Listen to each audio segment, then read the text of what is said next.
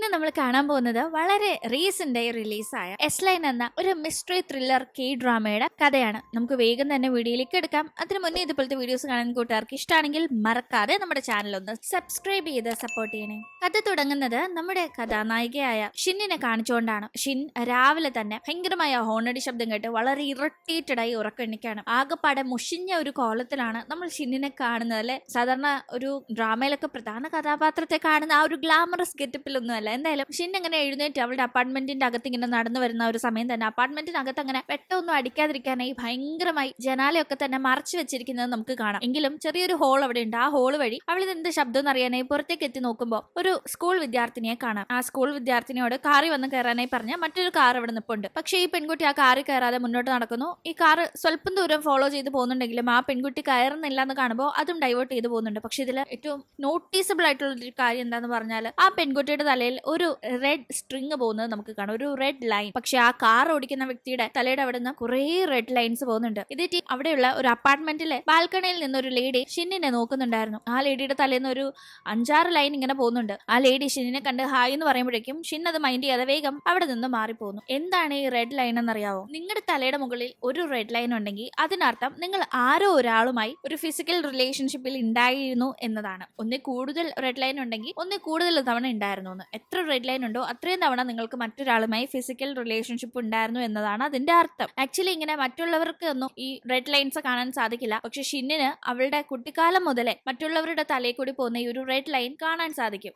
സാധാരണ ആളുകൾക്ക് അത് കാണാൻ കഴിയില്ല. അതുകൊണ്ട് തന്നെ കുട്ടിക്കാലത്തൊന്നും ഇവൾക്ക് ഇത് എന്താ സംഭവം എന്ന് അറിയണ്ടായിരുന്നില്ല. അവളുടെ അമ്മയുടെ തലയിൽ ഒരു 2-3 റെഡ് ലൈൻ ഉണ്ടായിരുന്നു. അച്ഛന്റെ തലയിൽ കുറച്ചധികം റെഡ് ലൈൻ ഉണ്ടായിരുന്നു. പക്ഷെ അച്ഛന്റെ തലയിൽ നിന്ന് ഈ പോകുന്ന റെഡ് ലൈൻസ് അമ്മയുടെ തലയിലേക്കും ചില ലൈനുകൾ അമ്മയുടെ സഹോദരിയായി അവളുടെ ആന്റിയുടെ തലയിലേക്കും കണക്ട് ആയിരിക്കുന്നതൊക്കെ അവൾ കൊച്ചിലെ കണ്ട് അതേപടി ഒരു കൗതുകത്തിന്റെ പുറത്ത് അതൊക്കെ പടം വരച്ചു വെക്കുമായിരുന്നു. അവൾ വരച്ച ഈ പടമൊക്കെ ആദ്യം ഷിന്നിന്റെ അമ്മ അന്ന് കണ്ടിട്ടുണ്ടെങ്കിലും അമ്മയ്ക്ക് ആദ്യം ഒന്നും മനസ്സിലായിരുന്നില്ല. പിന്നീടാണ് അവൾ ഈ വരച്ചു വെച്ചിരിക്കുന്നത് തന്റെ ഹസ്ബൻഡിന് താനുമായുള്ള ബന്ധത്തിന്റെയും ഒപ്പം തന്റെ സഹോദരിയുമായി ബന്ധത്തിന്റെയും കണക്ഷന്റെ കാര്യമാണ് എന്ന് മനസ്സിലാക്കുന്ന അമ്മ തന്റെ സഹോദരിയുടെ കൂടെ ചേർന്ന് തന്റെ ഹസ്ബൻഡ് തന്നെ ചതിച്ചു എന്ന ആ ഒരു കലിപ്പില് വേഗം തന്നെ മുന്നും പിന്നും നോക്കാതെ മകളുടെ മുന്നിൽ വെച്ച് തന്നെ ഹസ്ബൻഡിനെ കുത്തിക്കൊല്ലുന്നുണ്ട്. ആക്ച്വലി ആ ഒരു സംഭവത്തിന് ശേഷമാണ് എന്താണ് ഈ റെഡ് ലൈൻ എന്ന ഒരു കാര്യം തന്നെ നമ്മുടെ കുട്ടി ഷിന്നിന് മനസ്സിലായി തുടങ്ങിയത്. എന്തായാലും അതോടുകൂടി അവളുടെ കുടുംബം തകർന്നു. പിന്നീട് അങ്ങോട്ട് ഷിൻ മറ്റുള്ളവരുടെ തലയിൽ അവൾക്ക് കാണാൻ സാധിക്കുന്ന അവരുടെ ആ ഒരു ഫിസിക്കൽ റിലേഷൻഷിപ്പിനെ സൂചിപ്പിക്കുന്ന ആ റെഡ് ലൈനിനെ പറ്റി ആരോടും മിണ്ടാറില്ല. കാരണം തന്റെ ഫാമിലി തകർന്ന കണക്ക് ഇത് മറ്റൊരാളുടെ ഫാമിലിയെ തകർക്കണ്ടെന്ന രീതിയിൽ അവൾ ഇത് അവളോട് തന്നെ പിന്നീട് അങ്ങോട്ട് സൂക്ഷിച്ചു വെച്ച ഒരു കാര്യമാണ്.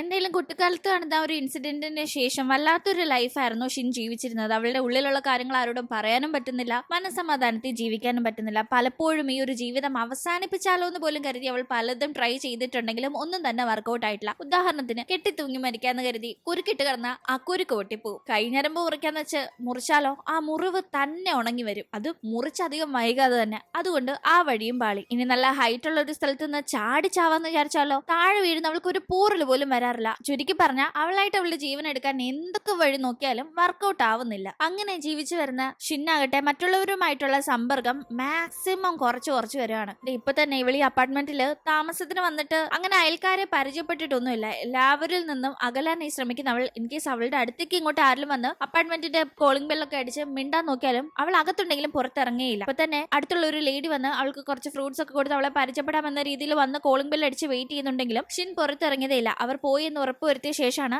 ഷിൻ അവർ കൊണ്ടുവന്ന ഒരു ഫ്രൂട്ട്സ് ഒക്കെ പതിയെ എടുക്കുന്നത്. ഇവളായിട്ട് ഇതിനകത്ത് തന്നെ ഇരിക്കുന്നതുകൊണ്ട് തന്നെ പുറത്തിറങ്ങാത്തത് കൊണ്ട് ഈ ഫ്രൂട്ട്സും കാര്യങ്ങളും ഒന്നും അവൾക്ക് വീട്ടിൽ കഴിക്കാനും ഇല്ല. ഇപ്പൊ അതൊക്കെ കാണുമ്പോൾ വളരെ ആക്രാന്തത്തിൽ എടുത്ത് കഴിക്കുന്നുണ്ട്. ഈവൻ അവൾക്ക് വരുന്ന പാഴ്സൽസ് പോലും അവൾ അങ്ങനെ ആളുകൾ കാണേണ്ടി വരും എന്ന് വിചാരിച്ച് കറക്റ്റ് ആയിട്ട് പുറത്തിറങ്ങി കളക്ട് ചെയ്യാതെ അതൊക്കെ അവളുടെ അപ്പാർട്ട്മെന്റിന്റെ ഡോറിന്റെ അവിടെ ഇങ്ങനെ അങ്ങ് കെട്ടിക്കിടക്കാണ്. അങ്ങനെ ഇതാണ് നമ്മുടെ ഷിന്നിനെ പറ്റിയുള്ള ബേസിക് ആയിട്ടുള്ള കുറച്ച് കാര്യങ്ങൾ. ഇതേ ടീം നമ്മൾ മുന്നേ കണ്ടിരുന്നില്ലേ, ഷിന്നിന്റെ അപ്പുറത്തെ അപ്പാർട്ട്മെന്റിലെ ഒരു സ്കൂൾ വിദ്യാർത്ഥിനി. ആ പെൺകുട്ടി ഇപ്പൊ സ്കൂളിൽ ചെന്ന ശേഷം നമ്മൾ ആ പെൺകുട്ടിയെ കാണുമ്പോൾ പാവം അവൾ ആകെപ്പാടെ അവിടെയുള്ള കുറച്ച് ബുള്ളി പെമ്പിള്ളാരുടെ കൈപ്പെട്ട് അടിയിടിയും കൊണ്ടോണ്ടിരിക്കുകയാണ്. കുറച്ച് കാശ് എടുത്തോണ്ട് വരാനായി ആ പെൺകുട്ടികൾ ആ വിദ്യാർത്ഥിനിയോട് ആവശ്യപ്പെട്ടിരുന്നു. അത് എടുത്തു കൊടുക്കാത്തതിന്റെ കലിപ്പിന് അവളെ ഇട്ട് ചറപറ അടിച്ചോണ്ടിരിക്കുന്നു. ഈവൻ അവളുടെ അങ്കിൾ ഒരു പോലീസുകാരനാണ്. ആ കാര്യം അറിഞ്ഞിട്ട് പോലും ഈ പെമ്പിള്ളാര് വെറുതെ വിടുന്ന മട്ടില്ല. എന്തായാലും അവളുടെ പേര് കങ്ങ് എന്നാണ്. കങ് ഇവിടെ ഈ പെമ്പിള്ളാരുടെ അടി കൊണ്ടോണ്ടിരിക്കുന്ന ഇതേ സമയം തന്നെ കങ്ങിന്റെ അങ്കിളായ ഹാനിനെ സീനിനെ നമുക്ക് കാണാം. ഹാൻ ഒരു പോലീസുകാരനായിരുന്നു എന്ന് ഞാൻ പറഞ്ഞില്ലേ. ഇപ്പൊ ഒരു കേസിന്റെ അന്വേഷണവുമായി ഒരു മൃതദേഹം കണ്ടെത്തിയ അപ്പാർട്ട്മെന്റിൽ ഹാൻ എത്തിയിരിക്കുന്നു. മുന്നേ നമ്മൾ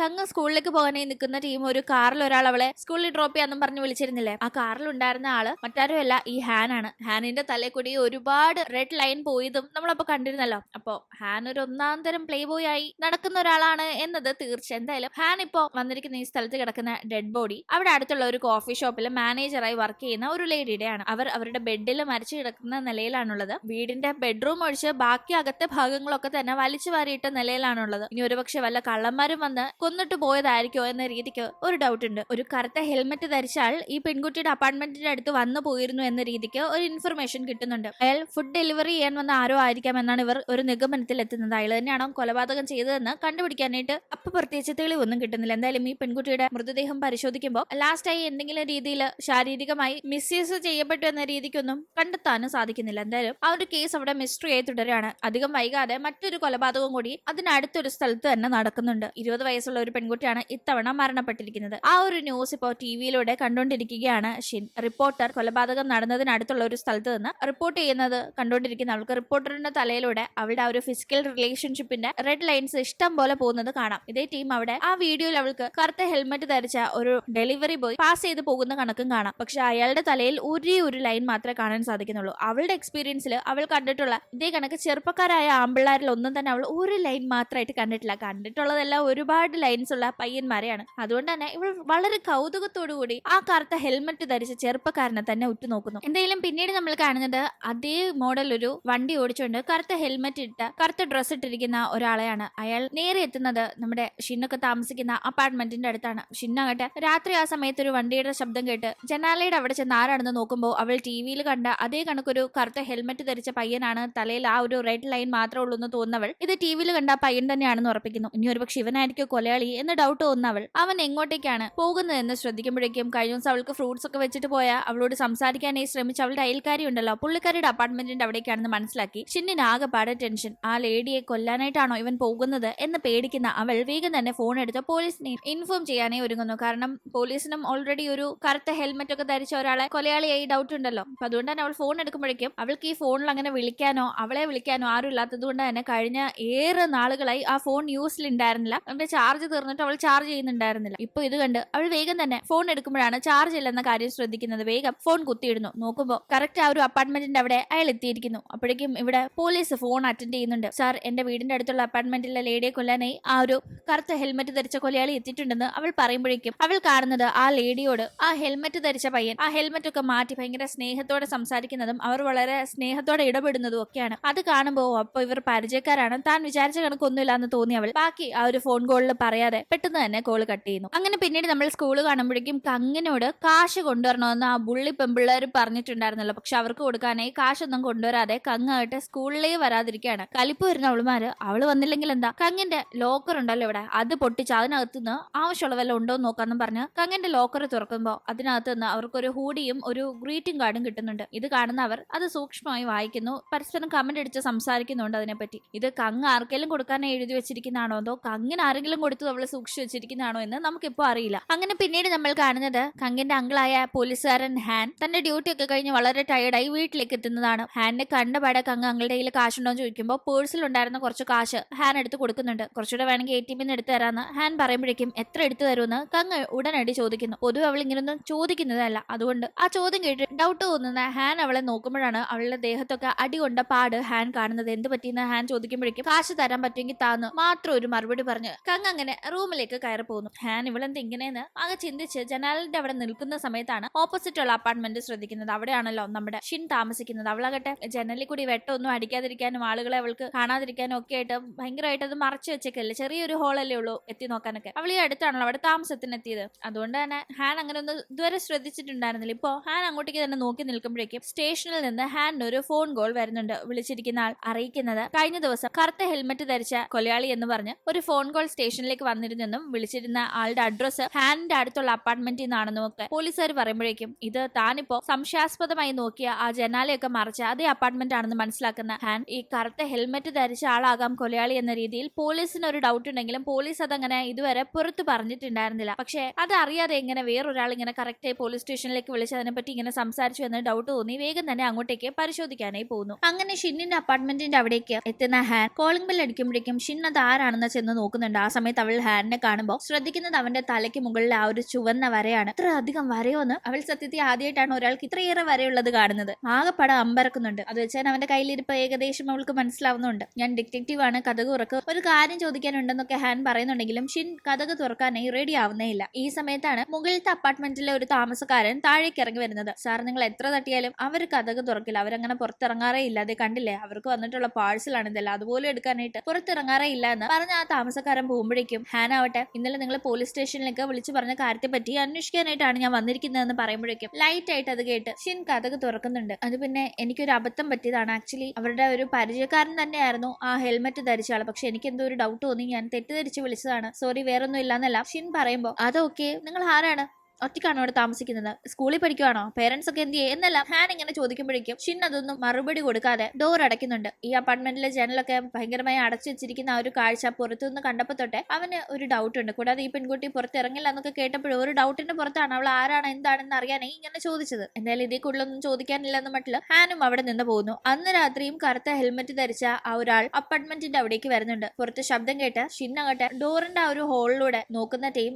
അവൾക്ക് അയാളെ കാണാം. അയാൾ പോകുന്ന ടീം അവളുടെ അപ്പാർട്ട്മെന്റിലേക്ക് ഒന്ന് നോക്കി പോകുന്ന കണക്കുണ്ട്. അങ്ങനെ പിന്നീട് നമ്മൾ സ്റ്റേഷൻ കാണുമ്പോഴേക്കും ഹാനിനോട് ഒരു കോവർക്കർ ആദ്യം നടന്ന ആ ഒരു മരണമില്ലേ, മരിച്ച ആ പെൺകുട്ടിക്ക് ഒരു ബോയ് ഫ്രണ്ട് ഉണ്ടായിരുന്നെന്നും ആ ബോയ് ഫ്രണ്ട് ഹാൻ താമസിക്കുന്ന അപ്പാർട്ട്മെന്റിന്റെ അടുത്ത് തന്നെയാണ് താമസിക്കുന്നതെന്നും പറയുമ്പോൾ ഹാൻ അതാരാണെന്ന് അറിയാനായി ഫോട്ടോ ചോദിക്കുന്നുണ്ട്. തുടർന്ന് ഫോട്ടോ കാണിക്കുമ്പോൾ ഹാൻ മുന്നേ ഷിന്നിന്റെ അപ്പാർട്ട്മെന്റിലേക്ക് സംസാരിക്കാൻ പോയ ടീം ആ പെൺകുട്ടി കഥക് തുറക്കില്ല, അങ്ങനെ പുറത്തിറങ്ങില്ല എന്നൊക്കെ പറഞ്ഞ ഒരാളുണ്ടല്ലോ, അതേ ആളുടെ ഫോട്ടോ ആണ് അവിടെ ഹാൻ കാണുന്നത്. അയാൾ ഒരു ആർട്സ് ടീച്ചർ ആണെന്നും മനസ്സിലാവുന്നു. പേര് ജിയോങ് എന്നുമാണ്. എന്തായാലും അയാളുടെ അടുത്ത് എന്ന് എന്തെങ്കിലും മരിച്ച ആ പെൺകുട്ടിയെ പറ്റിയുള്ള ഇൻഫർമേഷൻ കിട്ടുമെന്ന് അറിയാനായി അന്വേഷിക്കാനായി പോകാൻ ഒരുങ്ങുന്ന സമയത്താണ് ഹാനിന് ഒരു ഫോൺ കോൾ വരുന്നത്. തുടർന്ന് ഹാൻ കോവർക്കറിനോട് എനിക്ക് ഒരു കാര്യം ചെയ്യാനുണ്ട്, അങ്ങോട്ടേക്ക് പൊക്കോ, ഞാൻ വരാമെന്ന് പറഞ്ഞു അയാൾ പറഞ്ഞു വരുന്നു. ഹാൻ നേരെ പോകുന്നത് ഒരു ഹോസ്പിറ്റലിന്റെ അവിടേക്കാണ്. അവിടെ ഹാനിനെ കാണുമ്പോഴേ നിങ്ങൾ അദ്ദേഹത്തിന്റെ മകനാണോ എന്ന് ഒരു നേഴ്സ് ചോദിക്കുന്നുണ്ട്. അതേ എന്ന് ഹാൻ പറയുമ്പോഴേക്കും നിമിഷ നേരത്തില്ല പുള്ളിക്കാരൻ ശ്രദ്ധ തെറ്റിയപ്പോ ഇവിടെ നിന്ന് മാറിക്കളഞ്ഞത്, എങ്ങോട്ട് പോയിന്ന് അറിയില്ല എന്നല്ല അവർ പറയുമ്പോഴേക്കും അത് കേൾക്കുന്ന ഹാനിന് എന്തോ ഒരു ഡൗട്ട് തോന്നുന്നു. അവൻ വേഗം തന്നെ റൂഫ് ടോപ്പിന്റെ അവിടേക്ക് പോകുമ്പോൾ അവിടെ ഒരു വൃദ്ധൻ അറ്റത്തായി നിൽപ്പുണ്ട്. അത് മറ്റാരുമല്ല ഹാന്റെ അച്ഛനാണ്. എന്തായാലും അച്ഛൻ കിടത്തിയിരുന്ന ബെഡിലില്ലാന്ന് നേഴ്സ് പറഞ്ഞപ്പോഴേക്കും ഇവിടെ വന്നിട്ടുണ്ടാവുമെന്ന് തോന്നി ഹാൻ അങ്ങനെ ഇവിടേക്ക് വന്നപ്പോ തുടർന്ന് അച്ഛനെ കണ്ടെത്തി നേഴ്സുമാർ അവിടെ നിന്ന് കൂട്ടിക്കൊണ്ടുപോകുന്നു. ഹാന്റെ അച്ഛൻ എന്താണ് പ്രശ്നം, എന്തിനാണ് ഇവിടെ അഡ്മിറ്റ് ആക്കിയിരിക്കുന്നത് എന്നത് നമുക്കിപ്പോ അറിയില്ല. എന്തായാലും ഇതേ ടീം ആ ഒരു കോവർക്കറായ പോലീസുകാരൻ ഒറ്റയ്ക്ക് ജിയോങ് എന്ന ടീച്ചറിന്റെ അപ്പാർട്ട്മെന്റിന്റെ അവിടെ എത്തി പരിശോധന നടത്തുന്നു. അവിടെ ജിയോങ്ങിനെ അപ്പോൾ കാണുന്നില്ല. പക്ഷെ പരിശോധിക്കുമ്പോൾ അവിടെ എന്തൊക്കെയോ ഒരു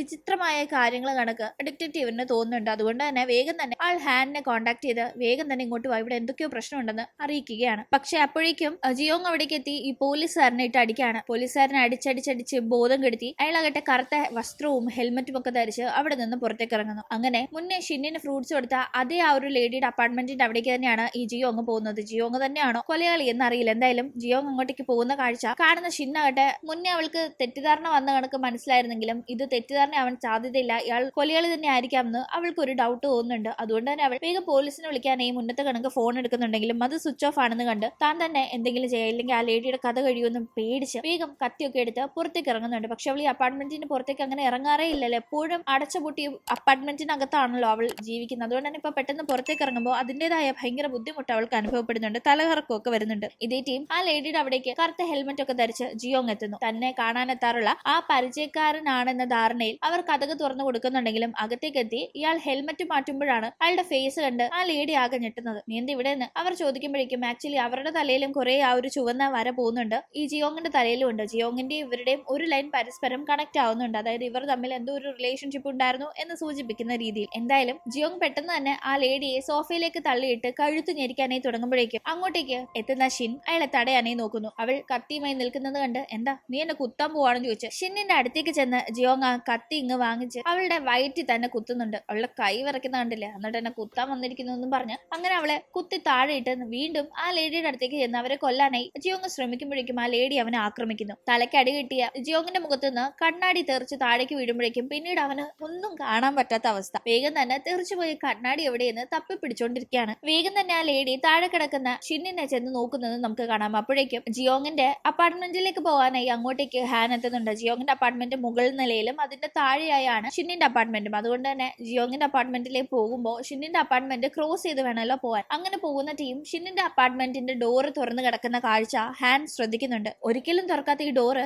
ഇപ്പൊ തുറന്നു കിടക്കുന്നതെന്ന് അത് കണ്ട് ഹാനിനാകെ ഡൗട്ട്. നോക്കുമ്പോ റെഡ് ലൈനിനെ പറ്റി കുറച്ച് റിസർച്ച് ചെയ്യുന്നുണ്ടായിരുന്നു ഷിൻ കഴിഞ്ഞ കുറെ നാളുകളായി. അതിന്റെ കാര്യങ്ങളൊക്കെ അവിടെ സ്റ്റിക്ക് ചെയ്ത് വെച്ചിരിക്കുന്നത് ഹാൻ കാണുന്നുണ്ട്. ഹാനിന് പക്ഷേ ഈ റെഡ് ലൈൻ കഥകളൊന്നും അറിയാത്തതുകൊണ്ട് തന്നെ കൗതുകത്തിൽ ഇതെന്താ സംഭവം എന്ന് മട്ടിൽ നോക്കി നിൽക്കുമ്പോഴേക്കും നിലവിളി ശബ്ദം. വേഗം ആ ഒരു ജനാലയുടെ ഹോള് വഴി ശബ്ദം കേട്ട ഭാഗത്തേക്ക് നോക്കുമ്പോ അപ്പുറത്തെ അപ്പാർട്ട്മെന്റിൽ ആ ലേഡിയുടെ കഴുത്ത് ഞെരിച്ചോണ്ടിരിക്കുന്ന ജിയോങ്ങിനെ കാണാം. അങ്ങനെ അവൻ അവരുടെ കഴുത്ത് ഞെരിക്കുന്ന ഇതേ സമയം മുന്നേ ജിയോങ് കുത്തി വീഴ്ത്തിയിട്ടുണ്ടായിരുന്ന ഷിന്നിന് പതിയെ ബോധം വരുന്നു. അവൾക്ക് ശരീരത്ത് മുറിവുകൾ സംഭവിച്ചാലും അത് മരുന്നൊന്നും വെക്കാതെ തന്നെ ഉണങ്ങാറുണ്ട്. അതേ കണക്ക് അവളിപ്പോ ഓക്കെ ആയി. അവൾക്ക് കൈ കിട്ടിയ കത്തിയെടുത്ത് അവൾ വേഗം തന്നെ ജിയോങ്ങിന്റെ കാലിൽ കുത്തുന്നുണ്ട്. ഈ സമയം ജിയോങ് ആകട്ടെ തിരിച്ച് ഷിന്നിനെ ആക്രമിക്കാനായി ഒരുങ്ങുമ്പോഴേക്കും അപ്പുറത്തെ അപ്പാർട്ട്മെന്റിലാണെങ്കിലും ഹാൻ കറക്റ്റായി തന്നെ ജിയോങ്ങിനെ വെടി വെച്ചിടുന്നുണ്ട്. വെടിയേറ്റ് താഴെ വീഴുന്ന ജിയോങ്ങിന്റെ ആ ഒരു റെഡ് ലൈൻ മായുന്നത് നമുക്ക് കാണാം. ജിയോങ്ങിനും ഏതാണ്ടത് കാണാൻ പറ്റുന്ന രീതിയിൽ അവൻ ആ റെഡ് ലൈൻ മായുന്നതിനെ പറ്റി എന്തോ പിറുപിറുത്തുകൊണ്ടാണ് പതിയെ ബോധരഹിതനാവുന്നത്. തനിക്ക് മാത്രമാണ് മറ്റുള്ളവർക്കുള്ള ഈ ചുവന്ന വര കാണാൻ സാധിക്കുന്നതെന്ന് കരുതിയിരുന്ന ഷിന്നിനെ സംബന്ധിച്ച്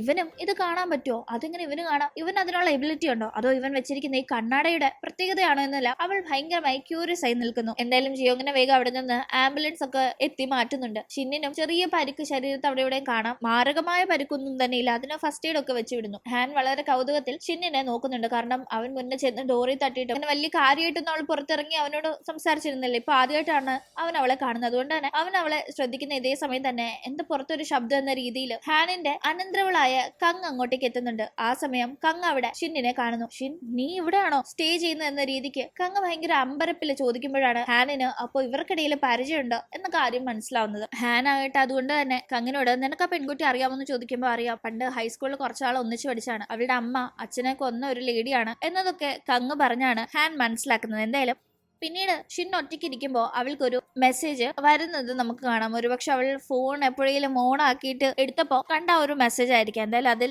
നീ കാണുന്ന കണക്ക് തന്നെ എനിക്ക് കാണാൻ സാധിക്കും എന്ന് പറഞ്ഞൊരു സ്കൂളിന്റെ പേരാണ് അതിൽ മെൻഷൻ ചെയ്തിരിക്കുന്നത്. ആരാണ് ആ മെസ്സേജ് അയച്ചത്, ആ മെസ്സേജ് അയച്ച ആളിനെ കാണാൻ അവൾ പോകുന്നുണ്ടോ എന്നതറിയില്ല. എന്തായാലും പുറത്തിറങ്ങാനും ആളുകളെ ഫേസ് ചെയ്യാനും മടിച്ചിരുന്ന ഷിന്നാകട്ടെ മുന്നേ ആ ഒരു ലേഡിയെ രക്ഷിക്കണം എന്ന ഒരു ഭയങ്കരമായ തോര മനസ്സിൽ വന്നപ്പോൾ രണ്ടും കൽപ്പിച്ച് പുറത്തിറങ്ങിയിരുന്നല്ലോ. എന്തായാലും ആ ഒരു ഇൻസിഡന്റിന് ശേഷം അവൾക്ക് പതിയെ ആളുകളെ ഫേസ് ചെയ്യാൻ മടി മാറി വന്നതുകൊണ്ട് തന്നെ അവൾ ജനാലയൊക്കെ മറച്ചൊട്ടിച്ചു വെച്ചിരുന്ന സാധനങ്ങളൊക്കെ വലിച്ചിളക്കി കളയുകയും പതിയെ വെട്ടത്തേക്കൊക്കെ ഇറങ്ങാൻ തുടങ്ങുകയും ചെയ്യുന്നു. അങ്ങനെ പിന്നീട് നമ്മൾക്ക് അങ്ങനെ കാണുമ്പോൾ കങ്ങ് ക്ലാസ് റൂമിലേക്ക് എത്തുന്ന ടൈം അവളെ എല്ലാ കുട്ടികളും കൂടി ഭയങ്കരമായി കളിയാക്കുകയാണ്. മുന്നേ ആ ബുള്ളി പെണ്ണായ കിം കങ്ങിന്റെ ലോക്കർ തുറന്ന് അതിൽ നിന്ന് ഒരു ഗ്രീറ്റിംഗ് കാർഡ് ഒക്കെ എടുത്തിരുന്നല്ലോ. അതൊരു ലവ് ലെറ്റർ കണക്കാണുള്ളത്. അപ്പൊ അതൊക്കെ വായിച്ച് അതിൽ നിന്ന് കിട്ടിയ ഇൻഫർമേഷൻ ഒക്കെ വെച്ച് അവൾ അവിടെ ബോർഡിലൊക്കെ മോശമായി കങ്ങിനെ പറ്റി ഓരോന്ന് എഴുതുകയും മറ്റു കുട്ടികളുടെ കൂടെ ചേർന്ന് ഭയങ്കരമായി കളിയാക്കുകയും ചെയ്യുന്നുണ്ട്. കങ്ങിനത് സഹിക്കാൻ പറ്റുന്നുണ്ടായിരുന്നില്ല. പൊതുവെ റിയാക്ട് ചെയ്യാതെ മാറിപ്പോകാറുള്ള കങ്ങിന് കൺട്രോൾ പോകുന്നുണ്ട്. അവൾ കിമ്മിന്റെ കയ്യിൽ നിന്ന് ആ ഒരു കാർഡ് തട്ടിപ്പറിക്കാനായി നോക്കുന്നുണ്ടെങ്കിലും കിം വിട്ടുകൊടുക്കാതെ കങ്ങിനെ ഉപദ്രവിക്കുന്നു. ആ കാഴ്ച കണ്ടുകൊണ്ടാണ് അങ്ങോട്ടേക്ക്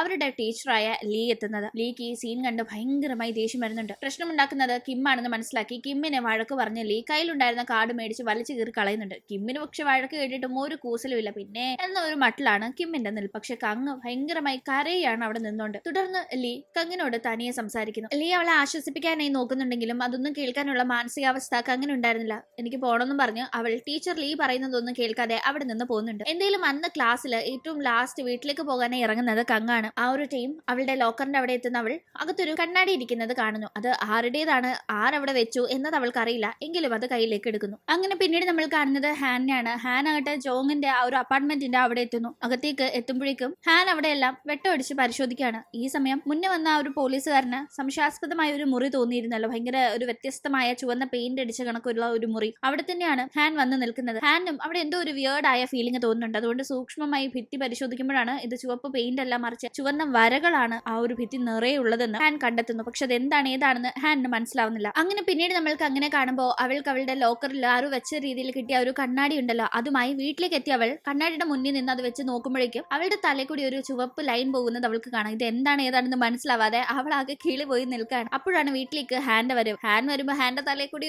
ഒരുപാട് ചുവപ്പ് ലൈൻ. പെട്ടെന്ന് കണ്ടവൾ പേടിച്ച് നിലവിളിച്ച് റൂമിനകത്തേക്ക് ഓടി പോകുമ്പോ ഇവളെന്തിനാ എന്നെ കണ്ട് പേടിച്ച് ഓടുന്നതെന്ന് ഹാൻഡിന് മനസ്സിലാവുന്നില്ല. എന്തായാലും ഇത് എന്താണ് സംഭവം എന്ന് കണ്ടുപിടിക്കണമല്ലോ എന്ന് വിചാരിച്ച് കങ്ങ് പതിയെ ആ കണ്ണാടിയും ധരിച്ച് പുറത്തേക്ക് ഇറങ്ങുമ്പോഴേക്കും അവൾക്ക് അവിടെയുള്ള ആളുകളുടെ തലയിലൊക്കെ ഈ ഒരു ചുവപ്പ് ലൈൻ കാണാം. അവളിങ്ങനെ അത് കണ്ട് അന്തം വിട്ട് നടന്നു പോകുന്ന കാഴ്ച ഷിൻ കാണുന്നുണ്ടായിരുന്നു. ഓൾറെഡി ഷിന്നിന് മുന്നേ ആ ഒരു ജിയോങ്ങിന് കണ്ണാടി ഉണ്ടായിരുന്നില്ല, അതുകൊണ്ടാണ് അവന് ചുവപ്പ് ലൈൻ കാണാൻ സാധിക്കുന്നത് എന്നൊരു ഡൗട്ട് ഫീൽ ആയിരുന്നു. ഇപ്പോ കങ്ങും അതേ ഒരു കണ്ണാടി ധരിച്ച് ആകെ കിളി പോയ അവസ്ഥയിൽ നടന്നു പോകുന്നത് കണ്ട് ഷിന്നിന് എന്തൊക്കെയോ ഡൗട്ട് ഫീൽ ആവുന്നുണ്ട്. അപ്പോഴേക്കും കങ്ങിന് ഒരു കാര്യം മനസ്സിലാവുന്നു. അവൾ കാണുന്നവരുടെ ഒക്കെ തലയിൽ ഈ ലൈൻ ഉണ്ട്. 1, 2, 3 എണ്ണാൻ പറ്റാത്ത അത്രയും ലൈനൊക്കെ ഉണ്ട്. ഫിസിക്കൽ റിലേഷൻഷിപ്പിൽ ഉണ്ടായിരുന്ന ആളുകൾ അടുത്തടുത്തുണ്ടെങ്കിൽ അവരുടെ രണ്ടുപേരും തലേന്ന് പോകുന്ന ഈ ലൈൻ മാച്ച് ആവുന്നതും അവൾക്ക് കാണാം. അപ്പൊ അവൾക്ക് മനസ്സിലാവുന്നുണ്ട് ഇതാണ് ഈ ലൈൻ എന്നത്. എന്തായാലും അവൾ അടുത്ത ദിവസം സ്കൂളിൽ പോകുന്നതും ഈ കണ്ണട ധരിച്ചുകൊണ്ടാണ്. സ്കൂൾ കുട്ടികളുടെ തലയിലും ഈ ലൈൻ അവൾ ഒരുപാട് കാണുന്നുണ്ട്, ടീച്ചേഴ്സിന്റെ തലയിലും കാണുന്നുണ്ട്. ആകെപ്പാടെ അവരുടെ ഇംഗ്ലീഷ് ടീച്ചറിന്റെ തലയിൽ മാത്രം ഒരു ലൈൻ പോലും ഇല്ല എന്നത് അവൾ ശ്രദ്ധിക്കുന്നു. കൂടാതെ അവളുടെ ബുള്ളി പെണ്ണുണ്ടല്ലോ കിമ്മിന്റെ തലയിൽ കൂടിയും ലൈൻ പോകുന്നുണ്ട്. അതിൽ ഒരു ലൈൻ മാച്ച് ആവുന്നത് അവരുടെ കൊറിയൻ സാറിന്റെ ലൈനുമായിട്ടാണെന്ന് മനസ്സിലാക്കുന്ന അവളാവോ അപ്പൊ ഇവര് തമ്മിൽ റിലേഷൻഷിപ്പിൽ ഉണ്ടായിരുന്നു എന്ന് മനസ്സിലാക്കുന്നുണ്ട്. എന്തെങ്കിലും അന്ന് കങ്ങന്റെ ക്ലാസ്സിലേക്ക് ഒരു പുതിയ സ്റ്റുഡന്റ് പഠിക്കാനായി എത്തുന്നുണ്ട്. ആ സ്റ്റുഡന്റ് മറ്റാരും അല്ല,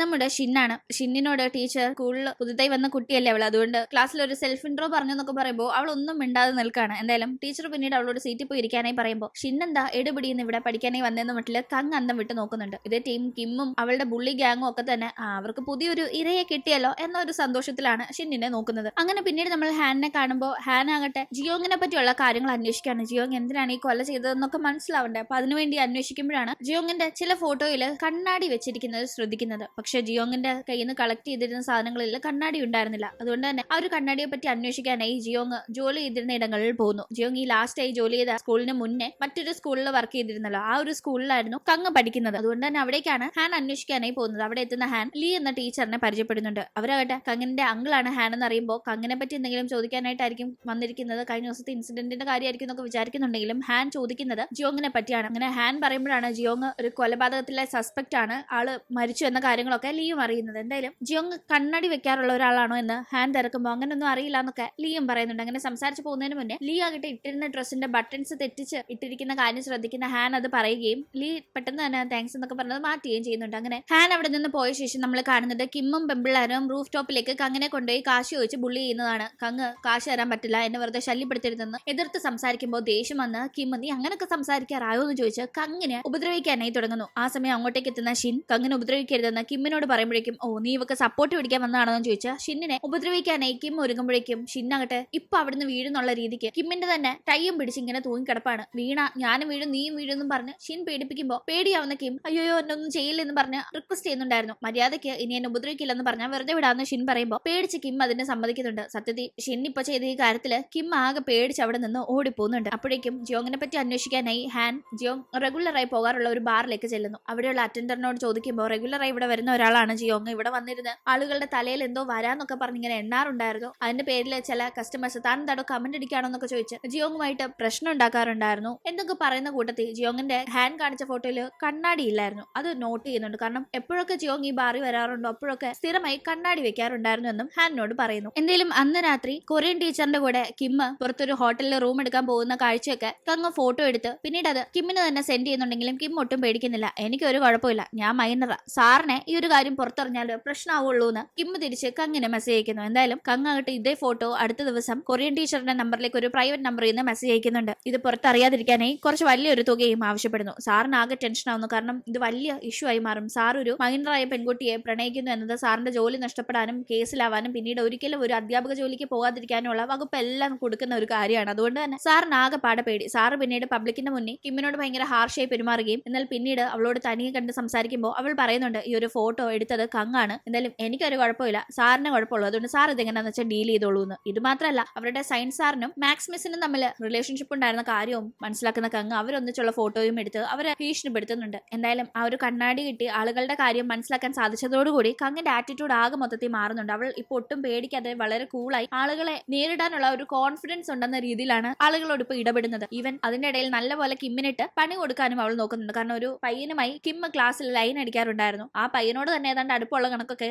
കിമ്മിന്റെ മുന്നിൽ വെച്ച് പോലും കങ്ങ് പെരുമാറാൻ തുടങ്ങുന്നുണ്ട്. എന്തായാലും അവൾ ചെയ്യുന്ന കാര്യങ്ങളൊക്കെ തന്നെ അവളുടെ ഫ്യൂച്ചർ നന്നാക്കണമെന്ന ഉദ്ദേശത്തിലാണ്. അതായത് ഈ സാറുമാരെ ഭീഷണിപ്പെടുത്തി ഈ കാര്യം പുറത്ത് പറയണമെങ്കിൽ കുറച്ച് കാശ് ആവശ്യപ്പെട്ട് ആ കാശുമായി തന്റെ ലൈഫ് ഒന്ന് സെറ്റിൽ ആക്കുക എന്നാണ് അവൾ വിചാരിക്കുന്നത്. എന്നാൽ അവൾ ആകെ മൊത്തത്തിൽ മാറിയ ചെറിയ കാര്യങ്ങളൊക്കെ നോട്ടീസ് ചെയ്യുന്ന ഷിന്നാകട്ടെ അവളുടെ അടുത്ത് ചെന്ന് നീ എന്തിപ്പോ പതിവില്ലാതെ കണ്ണാടിയൊക്കെ വെക്കുന്നതെന്ന് ചോദിക്കുമ്പോൾ കാഴ്ചയ്ക്ക് ഒരു മങ്ങൽ, അതുകൊണ്ടാണെന്ന് കങ്ങ് പറയുന്നുണ്ടെങ്കിലും അല്ല, ഈ കണ്ണാടി വെച്ച് നിനക്ക് റെഡ് ലൈൻ കാണാൻ സാധിക്കുന്നുണ്ടല്ലേന്ന് ഷിൻ ചോദിക്കുമ്പോൾ ഇവക്ക് ഇതൊക്കെ എങ്ങനെ അറിയാന്ന് പറ്റില്ല. കങ്ങ് ഒന്ന് ഞെട്ടുന്നുണ്ട്. അതൊന്ന് ഉറപ്പിക്കാനായി തന്നെ അല്ല എന്റെ തലയുടെ മുകളിൽ എത്ര റെഡ് ലൈൻ ഉണ്ടെന്ന് കങ്ങ് ചോദിക്കുമ്പോൾ ഒന്നെന്ന് പറയുന്ന ഷിൻ അവിടെയുള്ള ഓരോരുത്തരുടെയും പേര് പറഞ്ഞ് അവരുടെ തലയുടെ മുകളിൽ എത്ര ലൈൻ ഉണ്ടെന്ന് അക്കമിട്ട് പറയുന്നു. കൂട്ടത്തിൽ ആ സാറുമാരുടെ റിലേഷൻഷിപ്പിന്റെ കാര്യങ്ങളും ഒക്കെ പറയുമ്പോൾ ഇവൾക്കപ്പോ ഇത് കൺഫേം ആയിട്ട് അറിയാമെന്ന് കങ്ങ് മനസ്സിലാക്കുന്നുണ്ട്. ഈ കണ്ണാടി നിനക്ക് എവിടുന്ന് കിട്ടിയെന്ന് ഷിന്നിന്റെ ചോദ്യത്തിന് എനിക്കറിയില്ല, എന്റെ കബോർഡിനകത്ത് ഇരുന്നതാണെന്ന് കങ്ങ് പറയുമ്പോൾ ഇത് നീ ഉപയോഗിക്കേണ്ട, ഇത് വെച്ച് നിനക്ക് ഒരുപാട് ആപത്ത് വരുമെന്ന് ഷിൻ പറയുന്നുണ്ടെങ്കിലും അതൊന്നും കേൾക്കാനായി കങ്ങ് തയ്യാറായതേയില്ല. എന്തായാലും അന്ന് വൈകിട്ട് കങ്ങ് ആയിട്ട് അവളുടെ ബോയ് ഫ്രണ്ടുമായി ഒരു ഹോട്ടലിൽ പോയി ടൈം സ്പെൻഡ് ചെയ്യും. പിന്നീട് ഒരു ഫോട്ടോ ബൂത്തിൽ പോയി ഫോട്ടോ എടുക്കുകയൊക്കെ ചെയ്യുമ്പോൾ അവരെ ഫോളോ ചെയ്തെത്തുന്ന കിം ആകട്ടെ പുറത്ത് വെച്ചിരുന്ന കങ്ങിന്റെ ബാഗിൽ നിന്ന് ഒരു കണ്ണാടി മോഷ്ടിക്കുന്നുണ്ട്. കാരണം ഷിന്നും കങ്ങും മുന്നേ കണ്ണാടിയെ പറ്റി സംസാരിക്കുന്നത് കിം കേട്ടിരുന്നു. അങ്ങനെ പിന്നീട് തന്റെ കയ്യിൽ നിന്ന് കണ്ണാടി മിസ്സായി എന്ന് മനസ്സിലാക്കുന്ന കങ്ങിന് ആകെ ടെൻഷനാവുന്നു. അവൾ പലയിടങ്ങളിലും കണ്ണാടി തേടി നോക്കുന്നുണ്ടെങ്കിലും കിട്ടാതാകുമ്പോൾ ഒരുപക്ഷെ ഈ കണ്ണാടി അപകടമാണ്, ഇത് യൂസ് ചെയ്യരുതെന്ന് തന്നോട് പറഞ്ഞ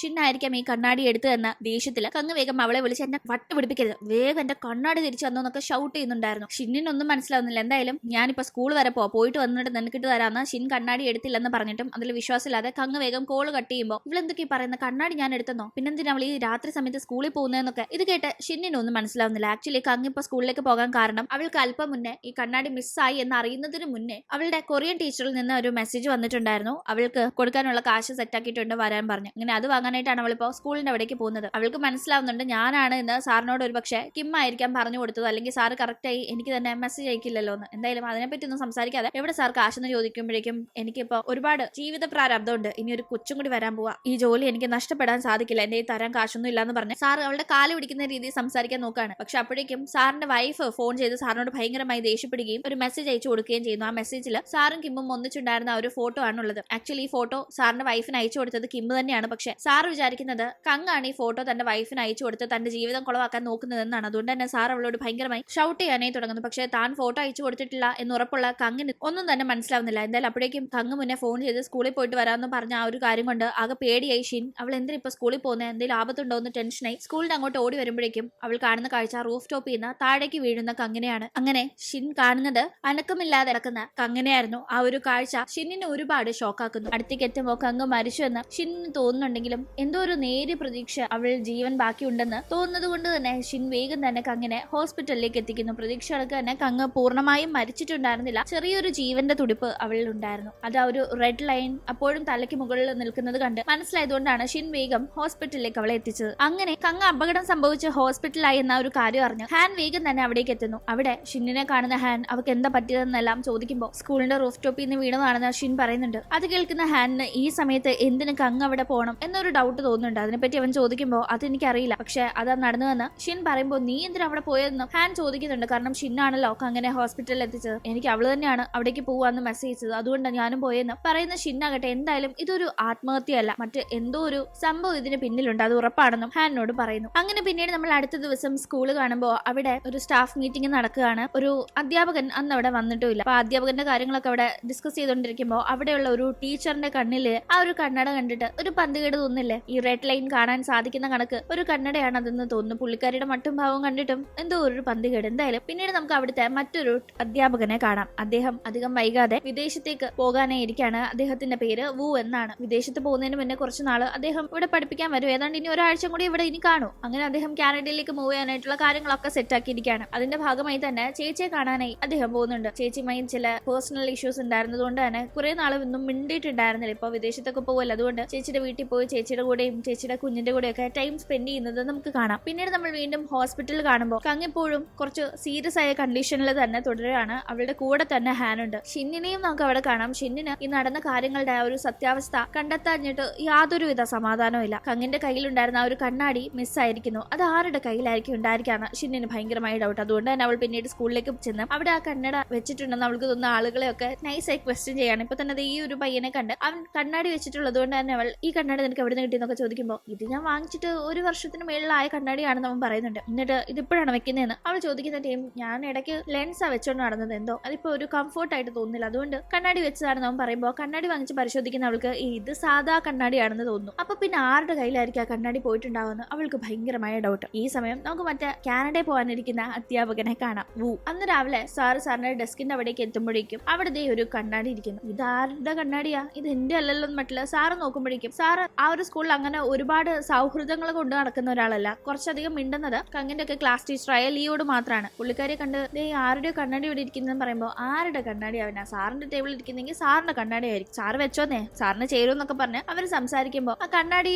നോക്കുന്ന വൂന് വല്ലാത്തൊരു അട്രാക്ഷൻ അതിനോട് തോന്നുന്നുണ്ട്. അതുകൊണ്ട് തന്നെ എടുത്തൊന്ന് വെച്ച് നോക്കുമ്പോൾ ആളുകളുടെ തലയിലൂടെ റെഡ് ലൈൻ പോകുന്നത് വൂന് കാണാം. പക്ഷെ ഇത് എന്താ സംഭവം ഒന്നും മനസ്സിലാവുന്നേ ഇല്ല. കറക്റ്റ് ആ ഒരു സമയത്താണ് അങ്ങോട്ടേക്ക് ഹാൻ എത്തുന്നത്. ഹാനിന്റെ തലയിൽ ഒരുപാട് റെഡ് ലൈൻ ഉണ്ടല്ലോ. അത്രയും പേരുമായി ഹാനിന് ഫിസിക്കൽ റിലേഷൻഷിപ്പ് ഉണ്ടായിട്ടുണ്ട് എന്നതാണ് അതിന്റെ അർത്ഥം. എന്തായാലും അത് നമ്മുടെ വൂന് അറിയില്ല. വൂ ഇങ്ങനെ ഈ വരയൊക്കെ കണ്ട് അന്തം വിട്ടിരിക്കുക. ഹാൻ ഇപ്പൊ വന്നത് കങ്ങിന്റെ ക്ലാസ് ടീച്ചറായ ലിയോടൊന്ന് സംസാരിക്കാൻ വേണ്ടിയിട്ടാണ്. എന്തിനായിരിക്കാം കങ് എന്ന സ്കൂളിലേക്ക് എത്തിയത്, എന്തായിരിക്കും ഇവിടെ വെച്ച് അവൾക്ക് സംഭവിച്ചത് എന്ന കാര്യങ്ങളൊക്കെ അറിയാനായിട്ടാണ് ഹാൻ വന്നിരിക്കുന്നത്. എന്തായാലും ഇവിടെയുള്ള ആരോട് വേണമെങ്കിലും ആവശ്യമുള്ള കാര്യങ്ങൾ ചോദിച്ചറിയാം, ഞാനും വേണ്ട ഹെൽപ്പ് ഒക്കെ ചെയ്യാമെന്ന് ക്ലാസ് ടീച്ചറായ ലീ ഹാനിനോട് പറയുന്നു. അങ്ങനെ അവിടെ കങ്ങിന്റെ ബോയ് ഫ്രണ്ടിനോട് ഹാൻ സംസാരിക്കുന്നുണ്ട്. കങ്ങിന് അപകടം പറ്റിയ ദിവസം തങ്ങൾ പുറത്തു പോയിരുന്നു എന്ന് പറയുന്ന ആ പയ്യൻ പക്ഷെ എന്ത് സംഭവിച്ചു എന്നറിയില്ല, പെട്ടെന്ന് അവൾ പോവായിരുന്നു, ഫോട്ടോ ബൂത്തിൽ നിന്ന് ഫോട്ടോ എടുത്തു കഴിഞ്ഞപ്പോൾ വെപ്രാളം പിടിച്ച് എങ്ങോട്ടോ പോവായിരുന്നു എന്ന് അവൻ പറയുന്നുണ്ട്. തുടർന്ന് അവിടുത്തെ CCTV ഫുട്ടേജ് ഹാൻ പരിശോധിക്കുമ്പോൾ ഫോട്ടോ ബൂത്തിൽ കയറുന്ന ടീം തന്റെ ബാഗ് കങ്ങ് പുറത്ത് വെച്ചിരിക്കുന്നതും കങ്ങ് കാണാതെ ആ ബാഗ് ആരോ വന്ന് എടുക്കുന്നതും അതിൽ നിന്നൊരു കണ്ണാടിയൊക്കെ എടുത്തിട്ട് ഒരാൾ പോകുന്നതും ഹാൻ കാണുന്നുണ്ട്. ഹാൻ അത് ആരാണ് എന്താണെന്ന് മനസ്സിലായെന്ന് അറിയില്ല. എന്നാലും ആ കണ്ണാടിയൊക്കെ വെച്ച ശേഷം ആ ഒരു വ്യക്തി ചുറ്റിനുള്ളവരെ വളരെ വിയേർഡായി നോക്കുന്നതും തലയിലേക്കാണ് നോക്കുന്നതെന്നൊക്കെ ഉള്ളത് ഹാൻ ശ്രദ്ധിക്കുന്നുണ്ട്. ഹാൻ ഒരു പോലീസുകാരനായതുകൊണ്ട് പ്രത്യേകിച്ച് ആ ഒരു രീതിയിൽ ശ്രദ്ധിക്കും. അങ്ങനെ ഇവിടെ ഇങ്ങനെ കാര്യങ്ങൾ നടക്കുമ്പോഴേക്കും പിന്നീട് നമ്മൾ കാണുന്നത് വൂനെയാണ്. വൂ ഇപ്പോ ചേച്ചിയുടെ വീട്ടിലാണല്ലോ ഉള്ളത്. ഞാൻ പറഞ്ഞില്ലേ ചേച്ചിയായിട്ടുള്ള പിണക്കൊക്കെ കാരണം അങ്ങനെ ഇവിടെ വരാറുണ്ടായിരുന്നില്ല. അതുകൊണ്ട് തന്നെ ഇപ്പോ ചേച്ചിയോടും ഹസ്ബൻഡിനോടൊക്കെ ഇരുന്ന് വളരെ കാര്യമായി വൂ സംസാരിക്കുന്നുണ്ട്. ഈ ഒരു സമയത്ത് വൂ ചേച്ചിയുടെ ഹസ്ബൻഡിന്റെ തലേന്നുള്ള റെഡ് ലൈൻ ചേച്ചിയുമായി കണക്ട് ആവുന്നു, ഒപ്പം തന്നെ മറ്റെങ്ങോട്ടും അത് കണക്ട് ആവുന്നു എന്നത് മനസ്സിലാക്കുന്നുണ്ട്. അങ്ങനെ ഇപ്പൊ ഇതൊക്കെ കാണുമ്പോൾ വൂന് മനസ്സിലാവുന്നുണ്ട് താൻ ഈ കണ്ണട ധരിച്ച ശേഷം കാണുന്ന ഈ റെഡ് ലൈൻ എന്ത് സൂചിപ്പിക്കുന്ന റെഡ് ലൈൻ ആണെന്ന കാര്യം. അങ്ങനെ തന്റെ അളിയൻ ഒരു ചീറ്റർ ആണ് എന്ന ആ ഒരു കാര്യം വൂ തിരിച്ചറിയുന്നുണ്ട്. വൂനത് സഹിക്കാൻ പറ്റുന്ന ഒന്നായിരുന്നില്ല. കാരണം വൂവിന്റെ അച്ഛനും ഇതുപോലെ മറ്റൊരു ബന്ധം കാരണം കുടുംബം തകർത്ത ഒരാളാണ്. അപ്പൊ വൂവിനും അവന്റെ പേഴ്സണൽ ലൈഫിൽ ഗേൾ ഫ്രണ്ടിൽ നിന്ന് ഒരുപാട് വലിയ ചതിയൊക്കെ നേരിടേണ്ടി വന്നിട്ടുണ്ട്. അതുകൊണ്ട് തന്നെ അവന് ഇത് ഒട്ടും തന്നെ സഹിക്കാൻ പറ്റുന്നില്ല. അതുകൊണ്ട് അവൻ ഇത് ആരാണെന്ന് കണ്ടുപിടിക്കാൻ നീ തന്നെ തീരുമാനിക്കുന്നു. അങ്ങനെ പക്ഷെ നേരിട്ടൊന്നും ചെയ്യാൻ സാധിക്കില്ലല്ലോ. അതുകൊണ്ട് അതിനൊരു അവസരം നോക്കിയിരിക്കുമ്പോഴേക്കും അധികം വൈകാതെ തന്നെ വൂ ചേച്ചിയുടെ വീടിന്റെ അവിടേക്ക് എത്തുമ്പോൾ അവിടെ ഒരു പാഴ്സൽ ഡെലിവർ ആയിട്ടുണ്ട്. വീടെന്ന് പറഞ്ഞാൽ അപ്പാർട്ട്മെന്റിലാണ് ചേച്ചി താമസിക്കുന്നത്. അപ്പൊ അവിടെ ഇപ്പൊ ഡെലിവർ ആയിരിക്കുന്നത് 4th ഫ്ലോറിലെ ആർക്കുള്ള പാഴ്സലാണ്. അത് ഇവിടെ വന്നിരിക്കുകയാണ്. അത് മനസ്സിലാക്കുന്ന വൂ അത് കണ്ടപാടെ അളിയന്റെ ആ ഒരു കണക്ഷൻ 4th ഫ്ലോറിൽ എവിടെയോ ആണുള്ളതെന്ന് അറിയാവുന്നതുകൊണ്ട് അങ്ങോട്ടേക്ക് അത് ഡെലിവർ ചെയ്യാനായി ചെല്ലുന്നുണ്ട്. കറക്റ്റ് ആ ഒരു അപ്പാർട്ട്മെന്റിന്റെ മുന്നിലെത്തുമ്പോൾ പക്ഷേ വൂന് കോളിംഗ് ബെൽ അടിക്കണോ ഡോർ തുറക്കണോ എന്നൊക്കെ ഭയങ്കര ഒരു കൺഫ്യൂഷൻ ഉണ്ട്. എന്തായാലും അപ്പോഴേക്കും ആരോ ഡോർ തുറന്ന് പുറത്തേക്ക് വരുന്നു എന്ന് മനസ്സിലാക്കുന്ന വൂ മാറി നിൽക്കുമ്പോൾ അവിടെ ഒരു ലേഡിയാണ് കാണുന്നത്. ഈ ലേഡിയുമായിട്ടാണ് തന്റെ അളിയന് കണക്ഷൻ ഉള്ളതെന്ന് വൂ മനസ്സിലാക്കുന്നു. കൂടാതെ അവരാകട്ടെ അത് എനിക്കുള്ളതല്ല നിനക്കുള്ള പാഴ്സലാണെന്നൊക്കെ പറഞ്ഞിങ്ങനെ ഫോണിൽ കൂടി ആരോട് സംസാരിച്ച് നടന്നു പോകുന്നതും കൂടി കേൾക്കുമ്പോൾ തന്റെ അളിയനോട് തന്നെയാണ് അവർ സംസാരിക്കുന്നത്. അവിടെ ഡെലിവർ ആയ പാഴ്സലിനെ പറ്റിയാണ് ഇവർ പറയുന്നതെന്നും വൂനും മനസ്സിലാവുന്നു. അങ്ങനെ പിന്നീട് ചേച്ചിയെ കാണുമ്പോൾ ചേച്ചി ചതിക്കപ്പെടുകയാണല്ലോ എന്ന ഒരു തിരിച്ചറിവ് ഭയങ്കരമായി തന്നെ വൂവിനെ ഡിസ്റ്റർബ് ചെയ്യുന്നുണ്ടായിരുന്നു. വൂ അത് ചേച്ചിയോട് തുറന്നു പറഞ്ഞോ ഇല്ലയോ എന്ന് ഇപ്പൊ അറിയില്ല. എന്തായാലും വൂ ആകെ ഡിസ്റ്റർബ്ഡ് ആയി അവിടെ ഇരിക്കുകയാണ്. അപ്പോഴേക്കും കങ്ങിനെ എപ്പോഴും ഉപദ്രവിക്കാറുണ്ടായിരുന്ന പാർക്കിന് ഒരു അധ്യാപകനുമായി റിലേഷൻ ഉണ്ടായിരുന്നല്ലോ. അതിന്റെ ഫോട്ടോ കങ്ങിന്റെ കയ്യിൽ ഉണ്ടായിരുന്നെങ്കിലും കങ് അത് പോസ്റ്റ് ഒന്നും ചെയ്തിട്ടില്ലായിരുന്നു. പക്ഷെ ഇപ്പൊ ആരാണത് പബ്ലിക്കിൽ പോസ്റ്റ് ചെയ്തതെന്ന് അറിഞ്ഞൂടാ. ആ ഫോട്ടോ ഇപ്പോ വൈറലായിരിക്കുന്നു. അങ്ങനെ എല്ലാവരും അതിനെ പറ്റി അറിയുന്നുണ്ട്. അപ്പോഴേക്കും ഒരു ഇൻഫർമേഷൻ കിട്ടിയതിനെ തുടർന്ന് സംഭവ സ്ഥലത്തേക്ക് ഹാൻ എത്തുമ്പോൾ അവിടെ കാറിനുള്ളിൽ ആ അധ്യാപകൻ മരിച്ച നിലയിലുണ്ട്. അദ്ദേഹം ആത്മഹത്യ ചെയ്തിരിക്കുന്നതാണ്. അടുത്ത് തന്നെ ആത്മഹത്യാ കുറിപ്പുമുണ്ട്. വിദ്യാർത്ഥിനിയുമായിട്ടുള്ള റിലേഷൻഷിപ്പിന്റെ പേരിൽ തന്റെ ഫാമിലിയെ തനിക്ക് നഷ്ടപ്പെട്ടു, സമൂഹത്തുണ്ടായിരുന്ന മര്യാദ നഷ്ടപ്പെട്ടു, തന്റെ ജീവിതം തൊലഞ്ഞു, ഇനി ജീവിച്ചിട്ട് കാര്യമില്ല എന്നറിയാവുന്നതുകൊണ്ട് നാണം കെട്ട് ജീവിക്കാൻ വയ്യാത്തതുകൊണ്ട് ജീവിതം അവസാനിപ്പിക്കുന്ന എന്ന രീതിക്കായിരുന്നു ആ ഒരു ആത്മഹത്യാ കുറിപ്പ് ഉണ്ടായിരുന്നത്. പക്ഷെ എന്തുകൊണ്ടോ ആത്മഹത്യാ കുറിപ്പ് ഉണ്ടായിട്ട് പോലും ഹാൻ അതൊരു ആത്മഹത്യയായി തോന്നുന്നില്ല. അതിലെന്തോ ഒരു പന്തികേട് ഹാൻ നോട്ടീസ് ചെയ്യുന്നുണ്ട്. എന്തെങ്കിലും പിന്നീട് ഹാൻ ഷിന്നിനെ കാണുന്നുണ്ട്. ഷിന്നിന് ഇതിനെ പറ്റി എന്തെങ്കിലും പറയാൻ സാധിക്കുമെന്ന് അറിയാനേ ഷിന്നെ അങ്ങനെ കൂടെ കൂട്ടിക്കൊണ്ടുപോയി ഹാൻ ചോദിക്കുമ്പോഴേക്കും കങ്ങ് ഒരു കണ്ണാടി ഇടുന്നുണ്ടായിരുന്നില്ലേ അവൾക്ക് അപകടം പറ്റുന്നതിന് മുന്നേ, ആ കണ്ണാടി എവിടെയാണെന്ന് അറിയാമോ എന്ന് ഷിൻ ചോദിക്കുമ്പോൾ എനിക്കറിയില്ല എന്ന് ഹാൻ പറയുന്ന ടീം അത് കണ്ടുപിടിച്ചാലേ ഇതിനെ പറ്റിയുള്ള ബാക്കി കാര്യങ്ങൾ മനസ്സിലാവൂ എന്ന് ഷിൻ പറയുമ്പോൾ ആ കണ്ണാടിക്ക് എന്താ പ്രത്യേകത എന്ന് ഹാൻ ചോദിക്കുമ്പോൾ എനിക്കതൊന്നും പറയാൻ അറിയില്ല. എന്തായാലും ആ കണ്ണാടി എവിടെയാണെന്ന് കണ്ടുപിടിക്കുന്നത് മാത്രം അവൾ പറയുന്നു. ആ കണ്ണാടിക്ക് ഈ നടക്കുന്ന സംഭവങ്ങളുമായി എന്തോ ഒരു ബന്ധമുണ്ടെന്ന് ഹാൻ അപ്പോഴേക്കും മറ്റേ CCTV ഫുട്ടേജിൽ കങ്ങിന്റെ ബാഗിൽ നിന്ന് ആ കണ്ണാടിയാണ് ആരാണ്ട് എടുത്തോണ്ട് പോയെന്ന് കണ്ടപ്പോഴേ മനസ്സിലായിട്ടുണ്ടായിരുന്നു. അങ്ങനെ പിന്നീട് നമ്മൾ കാണുന്നത് വൂനെയാണ്. വൂ അവന്റെ അളിയനെ ഫോളോ ചെയ്ത് ഒരു വലിയ റെസ്റ്റോറന്റിന്റെ അവിടെ എത്തുന്നുണ്ട്. ആ റെസ്റ്റോറന്റ് റൂംസും അങ്ങനെ സ്റ്റേ ഫെസിലിറ്റി ഒക്കെ ഉള്ള വലിയൊരു ബിൽഡിങ്ങിന്റെ കൂടെയായിരുന്നു ഉണ്ടായിരുന്നത്. അവിടെ 4th ഫ്ലോറിലെ അപ്പാർട്ട്മെന്റിലെ താമസക്കാരിയുടെ കൂടെ തന്റെ അളിയൻ ഭയങ്കര കാര്യമായി സംസാരിച്ചിരിക്കുന്നതും അവർക്കൊരു ഗിഫ്റ്റ് ഒക്കെ കൊടുക്കുന്നതും അങ്ങനെ ഭയങ്കര കമ്പനി അടിച്ചിരിക്കുന്ന കാഴ്ചയാണ് വൂ കാണുന്നത്. വൂ ആകട്ടെ നേരിട്ട് അടുത്തേക്ക് ചെല്ലാതെ മാറി നിന്ന് ഫോൺ ചെയ്യുന്നുണ്ട്. അളിയൻ എവിടെയാന്നൊക്കെ ചോദിച്ച് സംസാരിക്കുമ്പോൾ ഞാനൊരു മീറ്റിംഗിലാ, ഫോണിൽ സംസാരിക്കാൻ പറ്റില്ല എന്നൊക്കെ പറഞ്ഞ് പെട്ടെന്ന് അയാൾ കോള് കട്ട് ചെയ്യുന്നു. എന്തായാലും വൂ ഇതൊക്കെ കണ്ട് തന്റെ അളിയൻ അതിവിദഗ്ധമായി തന്റെ ചേച്ചിയെ പറ്റിക്കുകയാണെന്ന് മനസ്സിലാക്കി ഭയങ്കര അമർഷത്തിൽ തന്നെ ഇരിക്കുകയാണ്. പക്ഷെ അങ്ങോട്ടേക്ക് പോകുന്നില്ല. ഞാൻ പറഞ്ഞില്ല ഇവിടെ റൂംസ് ഉണ്ടെന്ന്, അവിടെ തന്നെയാണ് വീട്ടിലേക്ക് പോവാതെ അന്ന് തന്റെ അളിയൻ സ്റ്റേ ചെയ്യുന്നത്. കൂടെ ആ ലേഡി ഉണ്ടെന്നും മനസ്സിലാക്കുന്ന വൂ അവർ റൂമിലുള്ള ടൈം പോയി ഡോറ് തട്ടുമ്പോ വൂവിനെ ഒരിക്കലും അവിടെ അളിയൻ പ്രതീക്ഷിക്കുന്നില്ലല്ലോ. ആള് പുറത്തേക്ക് എത്തുമ്പോ വൂ കയ്യോടെ പിടികൂടുന്നുണ്ട്. എന്റെ ചേച്ചിയെ പറ്റിക്കാൻ നിങ്ങളെ സമ്മതിക്കില്ല എന്ന് പറഞ്ഞ വൂ അവിടെ കിടന്ന് ബഹളം വെക്കുമ്പോ ഇത് ഇന്നത്തോടെ ഞാൻ നിർത്താം, ഒരു അബദ്ധം പറ്റിപ്പോയതാ, നീ ഇന്നത്തെ ദിവസം ഒന്ന് സമയം തായി, ഇതോടെ എല്ലാം അവസാനിക്കും എന്ന് പറഞ്ഞ അയാൾ കാല് പിടിക്കുമ്പോ ശരി, എന്റെ ചേച്ചിയെ ഓർത്ത് മാത്രം നിങ്ങളോട് ഞാൻ ക്ഷമിക്കാം, ഇന്നത്തെ ദിവസം ഞാൻ സമയം തരാം, നാളെ മുതൽ നിങ്ങളും ഇവരും തമ്മിൽ ഒരു ബന്ധം ഉണ്ടാവാൻ പാടില്ല, അങ്ങനെ വല്ല ഉണ്ടെന്ന് ഞാൻ അറിഞ്ഞാൽ നിങ്ങൾ വിവരം അറിയുമെന്നും പറഞ്ഞ് അളിയനെ വൂ പേടിപ്പിക്കുന്നു. അടുത്ത ദിവസം അളിയൻ എല്ലാം തിരുത്തുമെന്ന പ്രതീക്ഷയില് ജോലിക്ക് പോകുന്ന വൂ ആകട്ടെ ഫോൺ എടുത്ത് അളിയന്റെയും അളിയന്റെ റിലേഷൻഷിപ്പ് ഉള്ള ലേഡിയുടെയും സോഷ്യൽ മീഡിയ അക്കൗണ്ട് പരിശോധിക്കുന്നുണ്ട്. ഇവര് റിലേഷൻഷിപ്പ് കഴിഞ്ഞ ദിവസം രാത്രി കൊണ്ട് അവസാനിപ്പിക്കുന്ന രീതിക്കാണല്ലോ അളിയൻ വാക്ക് കൊടുത്തത്. അപ്പൊ അങ്ങനെ ചെയ്തെങ്കിൽ അതിന്റെ എന്തെങ്കിലും അപ്ഡേറ്റ് ആ ലേഡി പോസ്റ്റ് ചെയ്യുന്നുണ്ടോ, ഇവർ റിലേഷൻഷിപ്പിൽ നിന്ന് പിന്മാറാൻ നോക്കുന്ന അളിയനെ ത്രട്ടൺ ചെയ്യുന്ന രീതിയിൽ എന്തെങ്കിലും പോസ്റ്റ് ചെയ്യുമോ എന്നൊക്കെ ഉള്ള ആ ഒരു ക്യൂരിയോസിറ്റി അല്ലെങ്കിൽ ആ ഒരു ടെൻഷന്റെ പുറത്ത് അങ്ങനെ വൂ പരിശോധിക്കുമ്പോൾ ആ ലേഡി അവർ പ്രഗ്നന്റ് ആണെന്ന രീതിയിൽ ഒരു പോസ്റ്റ് അപ്ലോഡ് ചെയ്തിരിക്കുന്നത് വൂ കാണുകയും ആകെ ഞെട്ടിപ്പോവുകയും ചെയ്യുന്നു. കാരണം റിലേഷൻഷിപ്പ് അവസാനിപ്പിക്കാം എന്നൊരു തീരുമാനമാണ് അവർ എടുത്തതെങ്കിൽ ഇങ്ങനെ ഇപ്പൊ ഒരു പ്രഗ്നൻസി റിവീൽ പോസ്റ്റ് അവർ ചെയ്യില്ലല്ലോ. അപ്പൊ തീർച്ചയായും ഇത് തന്റെ ചേച്ചിയുടെ ലൈഫ് നശിപ്പിക്കാനായിട്ടുള്ള കാര്യങ്ങളാണ് ഇനി നടക്കാൻ പോകുന്നതെന്ന് മനസ്സിലാക്കുന്ന വൂ വേഗം തന്നെ അപ്പാർട്ട്മെന്റിന്റെ അവിടേക്ക് പുറപ്പെടുന്നു. അവിടെ ചെല്ലുമ്പോഴേക്കും ആകെപ്പാടെ കോലാഹലമായിരിക്കാണ്. വൂവിന്റെ ചേച്ചി മറ്റേ ആ ലേഡിയുടെ കാറിൽ പർപ്പസ്ഫുള്ളി ചെന്ന് ഇടിക്കുന്നു. അത് കണ്ട് കുറെ പേര് ഓടിക്കൂടുന്നു. ഇത് കണ്ട് ആകെ ഞെട്ടി ചേച്ചി എല്ലാം അറിഞ്ഞോ, ചേച്ചി ഒന്നും അറിയരുത്, എല്ലാം ഡീൽ ചെയ്യണമെന്ന് വിചാരിച്ചിരുന്നിട്ട് ചേച്ചി എല്ലാം അറിഞ്ഞോ എന്ന് ടെൻഷനില് വൂ അവിടേക്ക് ചെന്ന് ചേച്ചിയെ കാറിൽ നിന്ന് പതിയെ സമാധാനിപ്പിച്ച് പുറത്തേക്ക് ഇറക്കാൻ നോക്കുമ്പോൾ വൂവിനെ കണ്ട് ചേച്ചി ആകെ പൊട്ടിത്തെറിക്കാണ്. നീ എന്തിനെങ്ങനെ ചെയ്തതെന്ന് ചോദിച്ച് ചേച്ചി ഭയങ്കരമായി കരയുമ്പോൾ വൂവിനൊന്നും മനസ്സിലാവുന്നില്ല. അപ്പോഴേക്കും അളിയൻ അങ്ങോട്ടേക്ക് എത്തുന്നുണ്ട്. അളിയനെ കണ്ടുപാടെ എന്റെ ചേച്ചിയുടെ ജീവിതം നശിപ്പിച്ച് തന്നെ വെറുതെ വിടില്ല എന്ന് മറ്റുള്ള വൂ വയലന്റ് ആവുമ്പോഴേക്കും അയാൾ വൂവിനെ മൈൻഡ് ആക്കാതെ മറ്റേ ആ ലേഡിയെ തന്നെയാണ് കെയർ ചെയ്യുന്നത്. നിനക്ക് കുഴപ്പമൊന്നും ഇല്ലല്ലോ അല്ലേന്നൊക്കെ ചോദിച്ച് ഭയങ്കരമായി തന്നെ അവരെ കെയർ ചെയ്ത് അയാൾ കൂട്ടിക്കൊണ്ട് പോകുന്നത് കണ്ട് തന്റെ ചേച്ചിയും തടയുന്നില്ല. കൂടി നിന്നവർക്കും അതിലൊരു അതിശയോക്തി ഇല്ലാത്ത മട്ടില് നിൽക്കുന്നത് കണ്ട് വൂവിനൊന്നും മനസ്സിലാവുന്നില്ല. വൂ ചേച്ചിയോട് എന്താ ചേച്ചി ഇത് എനിക്കൊന്നും മനസ്സിലാവുന്നില്ല എന്ന് പറയുമ്പോഴേക്കും ചേച്ചി പറയുന്നുണ്ട് ആക്ച്വലി അയാളുടെ വൈഫ് ആ ലേഡിയാണ്, ഈ ചേച്ചിയാണ് അയാളുമായി റിലേഷൻഷിപ്പ് വെച്ചിരുന്നത്. വൂവിന്റെ മുന്നിൽ പക്ഷെ തന്റെ ഹസ്ബൻഡ് ആണ് എന്ന രീതിക്ക് പരിചയപ്പെടുത്തിയപ്പോഴും ലീഗലി മാരീഡ് അല്ല, അയാൾ മറ്റൊരാളുടെ ഹസ്ബൻഡ് ആണെന്നത് ചേച്ചി പർപ്പസ്ഫുള്ളി പറയാതിരുന്നതാണ്. എന്തായാലും ഇന്നലെ വൂ ചെന്ന് പേടിപ്പിച്ചതുകൊണ്ട് അയാൾ റിലേഷൻഷിപ്പ് അവസാനിപ്പിക്കാന്ന് പറഞ്ഞിരുന്നല്ലോ. പക്ഷെ അത് വൂ കരുതിയതുപോലെ ഇയാൾ ചേച്ചിയുടെ ഹസ്ബൻഡ് അല്ലാത്തത് കൊണ്ടും ഇയാളുടെ ഭാര്യ പ്രഗ്നന്റ് ആണ് എന്ന ഒരു കാര്യം കൊണ്ടും ഇയാൾ ഭാര്യയുടെ കൂടെ ഇനി നന്നായി ജീവിക്കാം എന്ന ഒരു രീതിക്കാണ് തീരുമാനം എടുത്തത്. വൂ റിലേഷൻഷിപ്പ് അവസാനിപ്പിക്കണമെന്ന് ആവശ്യപ്പെട്ടപ്പോൾ അയാൾ വൂവിന്റെ ചേച്ചിയുമായിട്ടുള്ള ആ ഒരു എക്സ്ട്രാ മാരിറ്റൽ റിലേഷൻഷിപ്പ് തന്നെ അവസാനിപ്പിക്കാം എന്ന രീതിക്കാണ് ഇവിടെ ഡിസിഷൻ എടുത്തത്. വൂ കാരണമാണ് അയാളിപ്പോ തന്നെ വേണ്ടെന്ന് പറഞ്ഞെന്ന് മനസ്സിലാക്കുന്ന ചേച്ചി വൂവിനോട് ഭയങ്കരമായ ദേഷ്യത്തിലും സങ്കടത്തിലും ഒക്കെ പെരുമാറുന്നു. വൂവിന് അയാൾ തന്റെ ചേച്ചിയുടെ ഹസ്ബൻഡ് ആണെന്ന് കരുതി താൻ ഈ ചെയ്തത് വലിയ തെറ്റായി പോയി, ചേച്ചിക്ക് സഹായമെന്ന രീതിയിൽ താൻ ചെയ്തത് നേരെ പണിയാണ് അവിടെ നൽകിയതെന്ന് മനസ്സിലാവുന്നു. പക്ഷെ അപ്പോഴും ചേച്ചി ഇങ്ങനെ ഒരു സിറ്റുവേഷനിൽ ഇങ്ങനെ ഒരു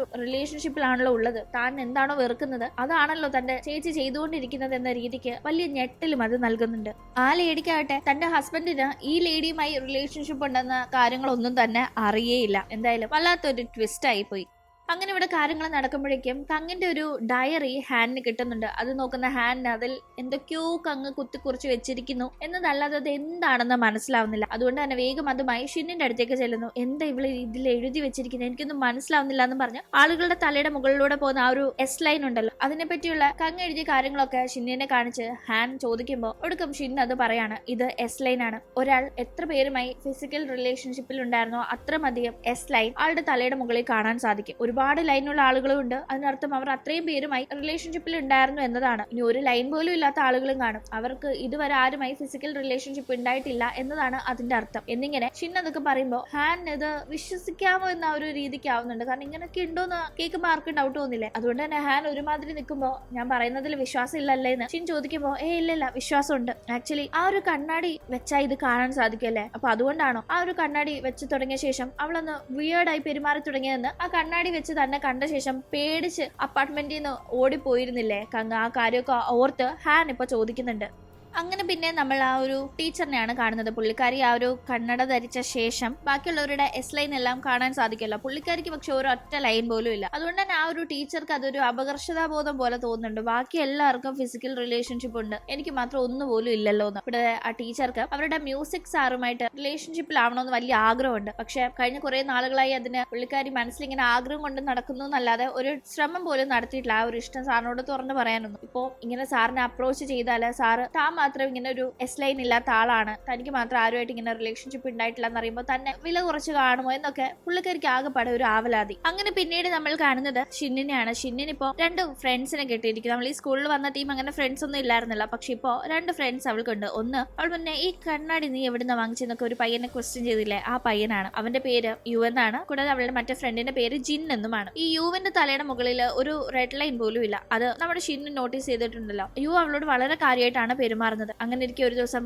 അവൻ വളരെ ഓപ്പൺ ആയി അവളോട് ചോദിക്കുന്നുണ്ട്, നീ എന്താ എപ്പോഴും ഒരുമാതിരി ഗ്ലൂമിയായി വല്ലാത്ത രീതിയിൽ ആളുകളെ നോക്കുകയും നടക്കുകയും ഒക്കെ ചെയ്യുന്നതെന്ന്. ആ ടീം അവൾ പറയുന്നുണ്ട്, എനിക്ക് ബാക്കിയുള്ളവരുടെ തലയിലെ എസ് ലൈൻ കാണാനായി സാധിക്കും, ഞാൻ അത് നോക്കി നടക്കുന്നതുകൊണ്ട് അങ്ങനെ തോന്നുന്നു. അവൾ പറയുമ്പോഴേക്കും, ആണോ രസമുണ്ടല്ലോ കേൾക്കാൻ, എനിക്കുണ്ടോ ആ ലൈൻ എന്ന് അവൻ ചോദിക്കുമ്പോൾ അവൻ അങ്ങനത്തെ ലൈൻ ഇല്ല എന്ന് അവൾ പറയുന്നുണ്ട്. അത് കേട്ട് അവൻ ചിരിക്കുന്ന ടീം, ഞാൻ പറഞ്ഞത് ചുമ്മാ ഒരു തമാശയായിട്ട് തോന്നുന്നുണ്ടോ അതോ എന്നെ വിശ്വസിച്ചോ എന്ന് അവൾ ഒരു ഡൗട്ടിന്റെ പുറത്ത് ചോദിക്കുമ്പോൾ, ഞാൻ എന്തിനും നിന്നെ വിശ്വസിക്കാതിരിക്കണം, അങ്ങനെ ഒരു അനാവശ്യമായി കള്ളം പറയേണ്ട ആവശ്യം നിനക്കുണ്ടെന്ന് എനിക്ക് തോന്നുന്നില്ല എന്ന് അവൻ പറയുമ്പോൾ അവൾ പറഞ്ഞത് വിശ്വസിച്ചു. പക്ഷെ അതിനെപ്പറ്റി വലിയ തല പുകച്ചൊന്നും ചിന്തിക്കുന്നില്ല. പിന്നീട് നമ്മൾ ആ ടീച്ചറിനെയാണ് കാണുന്നത്. പുള്ളിക്കാരി തനിക്കും ഫിസിക്കൽ റിലേഷൻഷിപ്പ് ഉണ്ട്, താനും ആളുകളെ ഡേറ്റ് ചെയ്തിട്ടുണ്ട് എന്നതൊക്കെ ഇങ്ങനെ മറ്റുള്ളവരെ ബോധ്യപ്പെടുത്തണം എന്ന രീതിക്ക് ഉള്ളി കോംപ്ലക്സ് കയറിയിരിക്കുന്നത് കൊണ്ട് തന്നെ പതിവായി ഒരു നൈറ്റ് ക്ലബിൽ പോവുകയും അവിടെ പോയിരുന്ന് മറ്റുള്ളവരെ വാച്ച് ചെയ്യുകയൊക്കെ ചെയ്യുന്നത് ഇപ്പോൾ ശീലമാക്കി മാറ്റുന്നു. പക്ഷെ പുള്ളിക്കാരി അവിടെ പോകുന്നത് ഗെറ്റപ്പ് ഒക്കെ കുറച്ച് മാറ്റിയിട്ട് തലയിൽ ഒരു പിങ്ക് കളർ വിഗ് ഒക്കെ വെച്ചുകൊണ്ടാണ്. അങ്ങനെ ഇരിക്കും ഇവർ ആ ഒരു ഭാഗത്തൂടെ പോകുന്ന കാഴ്ച ഷിൻ അവളുടെ ഫ്രണ്ട്സുമായി ഹാങ് ഔട്ട് ചെയ്യുമ്പോൾ കാണുന്നുണ്ട്. ഷിന്നിന്റെ ഫ്രണ്ടായ ജിൻ കറക്റ്റായി ഇത് നമ്മുടെ ആ ഒരു ടീച്ചറല്ലേ, പുള്ളിക്കാരി എന്ത് വിഗ് ഒക്കെ വെച്ച് ഇവിടെ ഇങ്ങനെ നടക്കുന്നതെന്ന് മട്ടിൽ പറയുമ്പോൾ ഷിൻ അത് നോട്ടീസ് ചെയ്യുന്നു. ആ സമയത്താണ് പുള്ളിക്കാരി മറ്റേ ആ ഒരു കണ്ണാടി ധരിച്ചിരിക്കുന്ന കാര്യം ഷിൻ ശ്രദ്ധിക്കുന്നത്. എന്തോ ഒരു പന്തുകേടുണ്ടല്ലോ, ഇവരുടെ പെരുമാറ്റത്തിൽ എന്തോ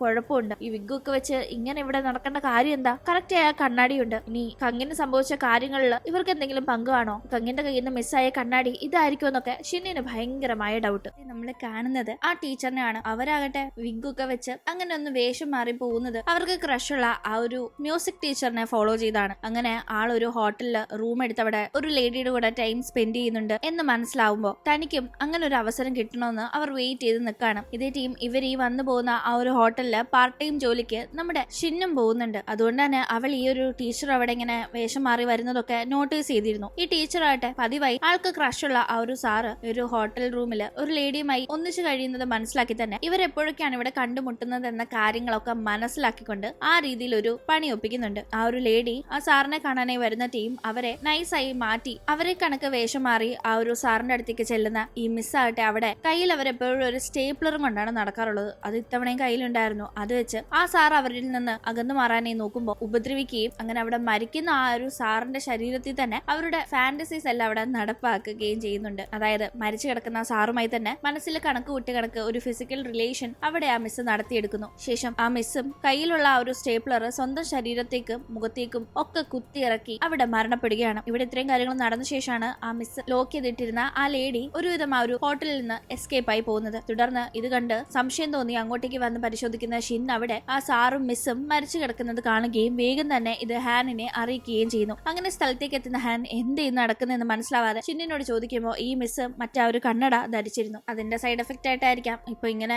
കാര്യങ്ങൾ വന്നെത്തിയെന്ന് ഷിൻ പറയുമ്പോഴേക്കും ആ മിസ്സിന് കണ്ണട ഉണ്ടായിരുന്നു എന്ന് കേൾക്കുന്ന ഹാൻ തറവായി അവരുടെ ബോഡിയുടെ അവിടെ പരിശോധിക്കുമ്പോൾ ആ കണ്ണട കിട്ടുന്നുണ്ട്. തുടർന്ന് അത് ഹാൻ കയ്യിലെടുക്കുന്നു. ഈ കണ്ണടയെ പറ്റിയുള്ള കാര്യങ്ങൾ ഷിൻ വഴി ഹാൻ കേട്ടിരുന്നല്ലോ, അതിൽ എന്തെങ്കിലും കാര്യമുണ്ടോ എന്ന് അറിയാനായി അത് വെച്ച് നോക്കുമ്പോൾ അവനും ആ റെഡ് ലൈൻ കാണാനായി സാധിക്കുന്നുണ്ട്. തുടർന്ന് ആ കണ്ണട ധരിച്ചുകൊണ്ട് തന്റെ ഓഫീസിലേക്ക് ചെല്ലുന്ന ഹാൻ ആകട്ടെ അവിടെ തന്റെ പല കൊളീഗ്സിന്റെയും ഈ ഒരു റെഡ് ലൈൻസ് കണ്ട് അമ്പരന്ന് പോവാണ്. പ്രത്യേകിച്ച് ഹാനിന്റെ ബെസ്റ്റ് ഫ്രണ്ടിന്റെ ആൾക്ക് 2 റെഡ് ലൈൻ ഉണ്ട്. ആള് വളരെ ഡീസന്റ് ആയ ഒരാളാണ് എന്നാണ് ഹാൻ ഇതുവരെ കരുതിയിരുന്നത്. വേറെ റിലേഷൻഷിപ്പ് ഒന്നും ഇല്ല, മാരേജ് കഴിഞ്ഞ് ആ ഒരു രീതിക്ക് പെർഫെക്റ്റ് ആയി പോകുന്ന ആളാണെന്ന്. അതുകൊണ്ട് തന്നെയാണ് നിനക്ക് കല്യാണത്തിന് മുന്നേ ഒരു എക്സ് ഉണ്ടായിരുന്നു എന്ന് ഹാൻ ചോദിക്കുമ്പോൾ ഇല്ലല്ലോ എന്ന് ഫ്രണ്ട് തറപ്പിച്ച് പറയുമ്പോൾ അപ്പൊ ഇവനും ആള് ശരിയല്ലല്ലോ, ആരും പുറമേന്ന് കാണുന്ന കണക്കല്ല എന്ന രീതിക്ക് ഹാൻ ചിന്തിക്കുന്നു. ആക്ച്വലി ഹാനിന്റെ നീസ് ആണല്ലോ കങ്ങിന്റെ പേരൻസ് അവളുടെ വളരെ ചെറുപ്പത്തിൽ മരിച്ചതാണ്. അതിനുശേഷം ഹാൻ ആണ് അവളുടെ കാര്യങ്ങൾ നോക്കിയത്. ഹാൻ കാര്യങ്ങൾ നോക്കിയെന്ന് പറഞ്ഞാലും ഹാനും നല്ലൊരു ചെറുപ്പമായിട്ടുള്ള സമയത്താണ് കങ്ങിന്റെ പേരൻസിനെ മരിച്ച അവളുടെ ഉത്തരവാദിത്തം ഹാനിലേക്ക് എത്തുന്നത്. ഹാൻ ആ സമയത്ത് ആ ഒരു പ്രായത്തിൽ പ്രായത്തിന്റെ പക്വത കുറവുകൊണ്ടും പിന്നെ പഠിക്കണം, പോലീസിൽ കയറണം എന്നൊക്കെയുള്ള ആ ഒരു രീതി കൊണ്ടും വേണ്ട രീതിയിൽ ഒരു കുഞ്ഞായിരുന്ന കങ്ങിന് പരിഗണന നൽകിയിട്ടുണ്ടായിരുന്നില്ല. അവളെ കാര്യമൊക്കെയാണ്, പക്ഷെ ഒരു അമ്മയോ അച്ഛനോ കൂടെ നിന്ന് കുഞ്ഞിനെ നോക്കുന്ന കണക്കൊന്നും നോക്കാനായി ഹാനിന് പറ്റിയിട്ടുണ്ടായിരുന്നില്ല. അതുകൊണ്ട് തന്നെ ഇവർക്കിടയിൽ കാലങ്ങൾ മുന്നോട്ട് പോകുന്നതോറും അത്ര നല്ലൊരു അമ്മാവൻ അനന്തരവൾ എന്ന രീതിക്ക് ബോണ്ടിങ് ഇല്ലാണ്ടായി വന്നതാണ് നമ്മൾ മനസ്സിലാക്കുന്നത്. അങ്ങനെ പിന്നീട് നമ്മൾ കാണുന്നത് പോലീസ് സ്റ്റേഷനിലേക്ക് ഷിന്നിന്റെ ഒക്കെ ക്ലാസ്സിൽ പഠിക്കുന്ന ഒരു പെൺകുട്ടി കംപ്ലൈന്റ് കൊടുക്കാനായി വരുന്നുണ്ട്. അവൾ ഹാനിന് കൊടുക്കുന്ന കംപ്ലൈന്റ് അവളെ അവളുടെ കസിനായ ഒരു പയ്യൻ ഉപദ്രവിച്ചു എന്നതാണ്. അതും ഡ്രിങ്ക്സ് കൊടുത്ത് അവളെ ഉറക്കി കിടത്തിയ ശേഷം ഉപദ്രവിച്ചു എന്നും അടുത്ത ദിവസം രാവിലെ ഉണർന്ന ശേഷമാണ് താൻ ഇങ്ങനെ ഉപദ്രവിക്കപ്പെട്ടു എന്ന കാര്യം അവൾക്ക് മനസ്സിലായതെന്നും അവന്റെ പേരിൽ കംപ്ലൈന്റ് രജിസ്റ്റർ ചെയ്യണമെന്നുമാണ് അവൾ ആവശ്യപ്പെടുന്നത്. പക്ഷെ അവളെ നോക്കുമ്പോൾ അവൾക്ക് 4 റെഡ് ലൈൻസ് ഉണ്ട്. ഈ ഒരു ഇൻസിഡന്റ് മാത്രമാണ് ഒരു റെഡ് ലൈൻ അല്ലേ വരൂ. അതൊന്ന് ഉറപ്പിക്കാനായി ഇതിനു മുന്നേ ഇങ്ങനത്തെ ഇൻസിഡന്റ് വല്ലതും നടന്നിട്ടുണ്ടോ, ആരെങ്കിലുമായി ഫിസിക്കൽ റിലേഷൻഷിപ്പ് ഉണ്ടായിട്ടുണ്ടോ എന്നെല്ലാം ഹാൻ ചോദിക്കുമ്പോൾ അങ്ങനൊന്നുമില്ല, ഇത് ഫസ്റ്റ് ടൈമാണ്, അതും അവനെ ഉപദ്രവിച്ചതാണെന്നെല്ലാം ആ പെൺകുട്ടി പറയുമ്പോൾ ഈ പെൺകുട്ടി കള്ളം പറയാണോ, ഇവൾ ഒരു പയ്യനെ കള്ളക്കേസിൽ കൊടുക്കാൻ നോക്കുകയാണെന്നൊക്കെ ഈ 4 റെഡ് ലൈൻ കണ്ട് ഡൗട്ട് തോന്നുന്ന ഹാൻ വേഗം തന്നെ ഷിന്നോട് അവളുടെ ക്ലാസ്സിലെ പെൺകുട്ടി ആയതുകൊണ്ട് തന്നെ ആ പെൺകുട്ടി ഒന്ന് വാച്ച് ചെയ്യാനായി പറയുമ്പോൾ ആ പെൺകുട്ടിക്ക് 4 റെഡ് ലൈൻ ഉണ്ട് എന്ന കാര്യങ്ങളൊക്കെ മനസ്സിലാക്കി ഷിൻ അത് പറഞ്ഞു കൊടുക്കുന്നു. അങ്ങനെ പിന്നീട് ഈ ഒരു കാര്യത്തെ പറ്റി അന്വേഷിക്കാനായി സ്കൂളിലേക്ക് ഹാൻ പോകുമ്പോൾ അവിടെ ലീയെ കാണുന്നുണ്ട്. മറ്റുള്ളവർക്കൊക്കെ തലയിൽ റെഡ് ലൈൻ ഉണ്ട്, പക്ഷെ ലീക്ക് മാത്രം ഒരു ലൈൻ പോലും ഇല്ല എന്ന കാര്യവും ഹാൻ അവിടെ നോട്ടീസ് ചെയ്യുന്നു. ഹാനിന് സത്യത്തിൽ അവന്റെ തലയുടെ ആ ഒരു ലൈൻ കണ്ട് ഇങ്ങനെ ഒരു ലൈനും ഇല്ലാത്ത വേറെ ഒരാളെ കാണുമ്പോൾ ഭയങ്കര അമ്പരപ്പ്, ഇങ്ങനെയൊക്കെ ആൾക്കാരുണ്ടോ എന്ന് മട്ടില്ല. അങ്ങനെ എന്തായാലും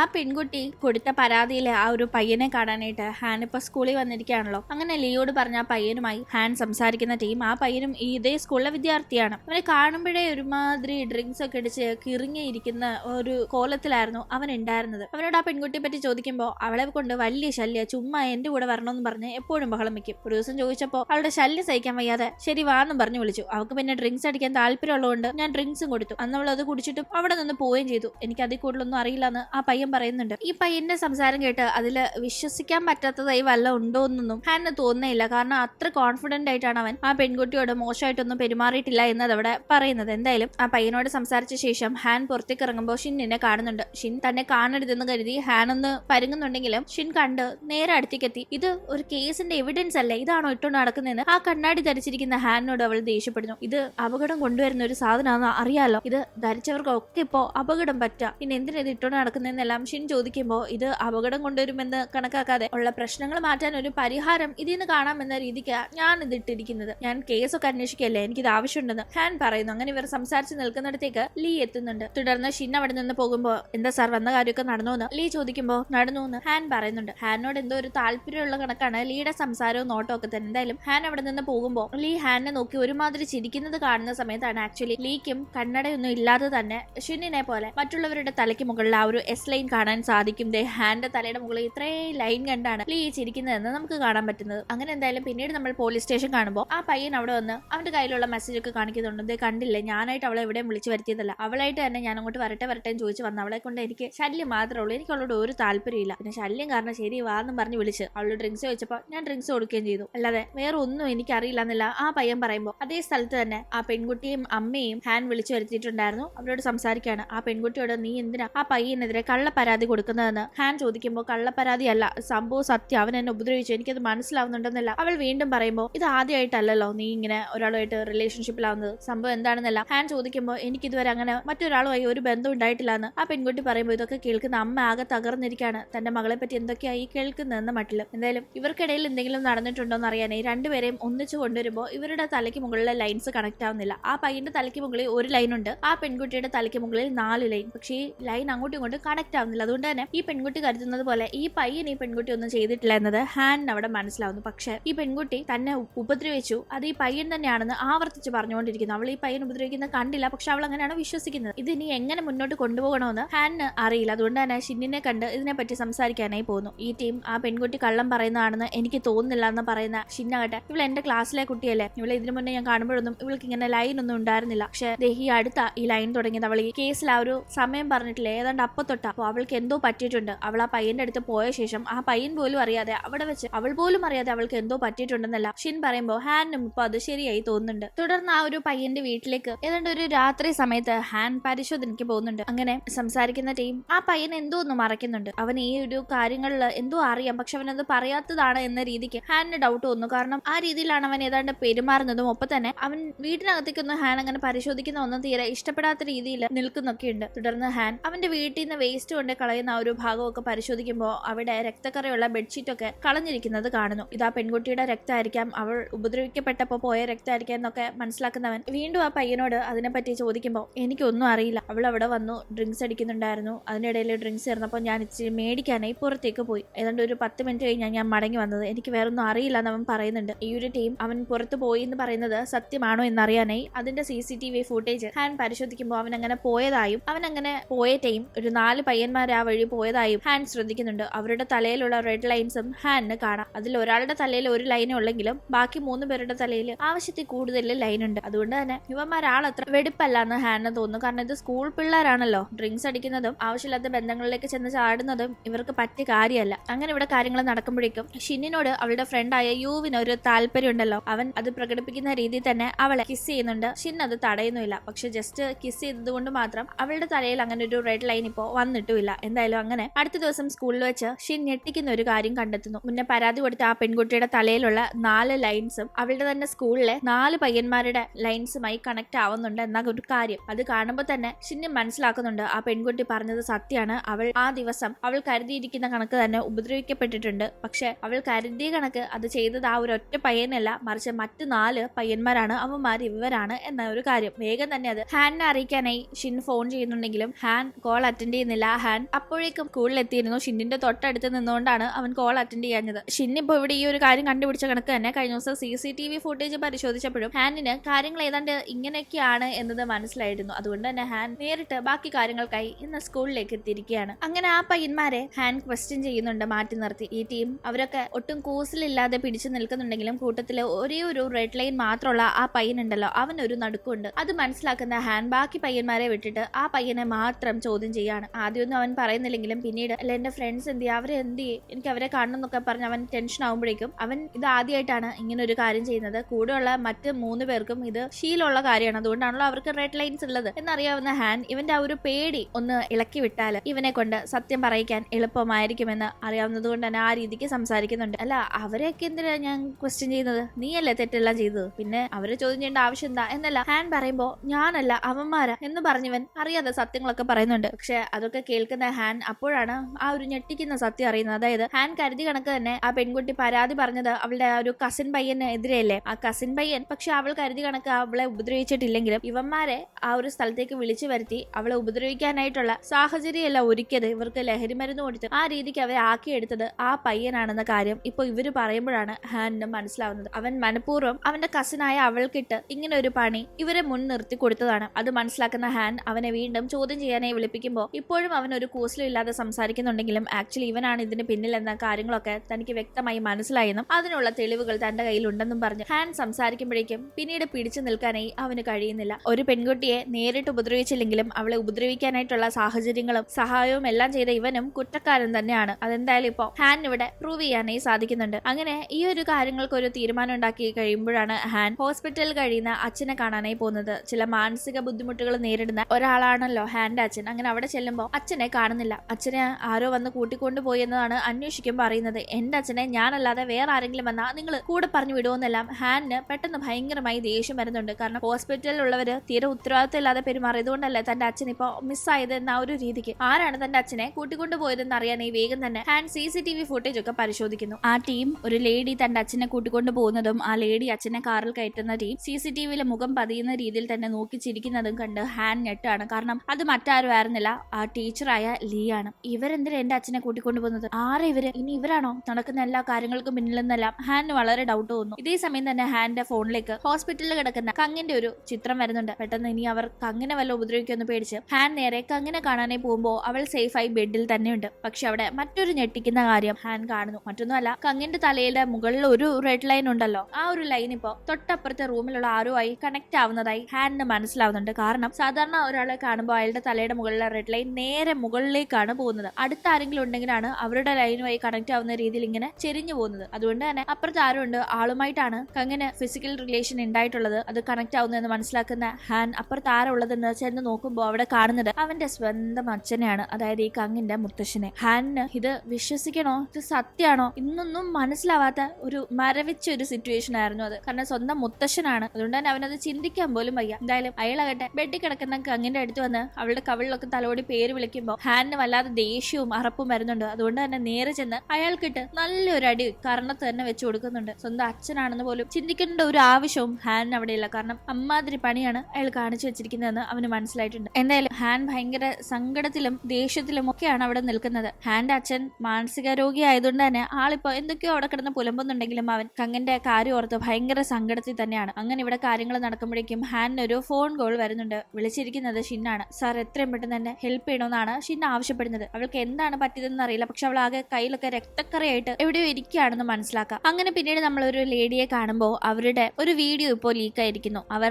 മറ്റൊരാളുമായി റിലേഷനിൽ ഉണ്ടായിരുന്ന ആ ഒരു വീഡിയോ ഒക്കെ ലീക്കായ ശേഷം മറ്റുള്ളവർ ഇവരെ ഭയങ്കര ഹറാസ് ചെയ്യുന്ന രീതിയിൽ നോക്കുന്നു, സംസാരിക്കുന്നു, കമന്റ് അടിക്കുന്നു എന്നൊക്കെ തോന്നുന്നവർക്ക് ഭയങ്കരമായ നാണക്കേടൊക്കെ ഉണ്ടാവുന്നുണ്ട്. അവരങ്ങനെ മടിക്കാമെന്ന് തീരുമാനിക്കുന്നുണ്ടെങ്കിലും അതിനവർക്ക് സാധിക്കുന്നില്ല. അപ്പോഴേക്കും അവരെ ലീ തടയാണ്. കാഷ്വലായി അവരോട് സംസാരിക്കുന്ന ലീ അവർക്ക് ഒരു കണ്ണടയെ നൽകി പോകുന്നത് നമുക്ക് കാണാം. ഇത് എന്റെ കണ്ണടയല്ല, ഞാൻ കണ്ണട വെക്കാറില്ല എന്നല്ല അവർ പറയുന്നുണ്ടെങ്കിലും വെച്ചോ ആവശ്യം വരുമെന്നും പറഞ്ഞ് ലീ പോകുന്നുണ്ട്. തുടർന്ന് ആ കണ്ണട വെച്ച് നോക്കുന്ന അവർക്ക് മറ്റുള്ളവരുടെ തലയിലെ റെഡ് ലൈൻ കാണാം. തന്റെ രഹസ്യം ഇങ്ങനെ പരസ്യമായ ശേഷം മറ്റുള്ളവരുടെ നോട്ടവും കുത്തുവാക്കും സഹിക്കാതെ മരിക്കാമെന്ന് തീരുമാനിച്ച അവർക്ക് ഇപ്പൊ മറ്റുള്ളവരുടെ രഹസ്യങ്ങൾ ഇതുപോലെ മനസ്സിലാക്കാനായി ഒരു അവസരം കിട്ടിയപ്പോൾ മരിക്കാം എന്നുള്ളവരുടെ ആറ്റിറ്റ്യൂഡ് തന്നെ മാറി ബാക്കിയുള്ളവരെ ഞാൻ കാണിച്ചു കൊടുക്കാം എന്ന ഒരു രീതിക്ക് ആവുന്നുണ്ട്. എന്തായാലും ഇവിടെ ഇങ്ങനെ കാര്യം നടക്കുമ്പോഴേക്കും നമ്മൾ എന്താണ് ഷിന്നിനെ സംഭവിച്ചതെന്ന് കാണുമ്പോൾ ഷിൻ ആക്ച്വലി അവൾക്ക് ഒരു റെഡ് ലൈൻ വേണം, അവൾക്കും ഒരു ഫിസിക്കൽ റിലേഷൻഷിപ്പ് വേണം എന്ന രീതിക്ക് മനസ്സിൽ തീരുമാനിച്ചുറപ്പിക്കുന്നുണ്ട്. ഒരുപക്ഷെ അവൾക്ക് റെഡ് ലൈൻ ഒന്നും തലയുടെ മുകളിൽ ഇല്ലാത്തത് കൊണ്ടായിരിക്കാം മറ്റുള്ളവരുടെ റെഡ് ലൈൻ കാണാൻ സാധിക്കുന്നത്. അപ്പൊ അങ്ങനെ ഒരു ലൈൻ വന്ന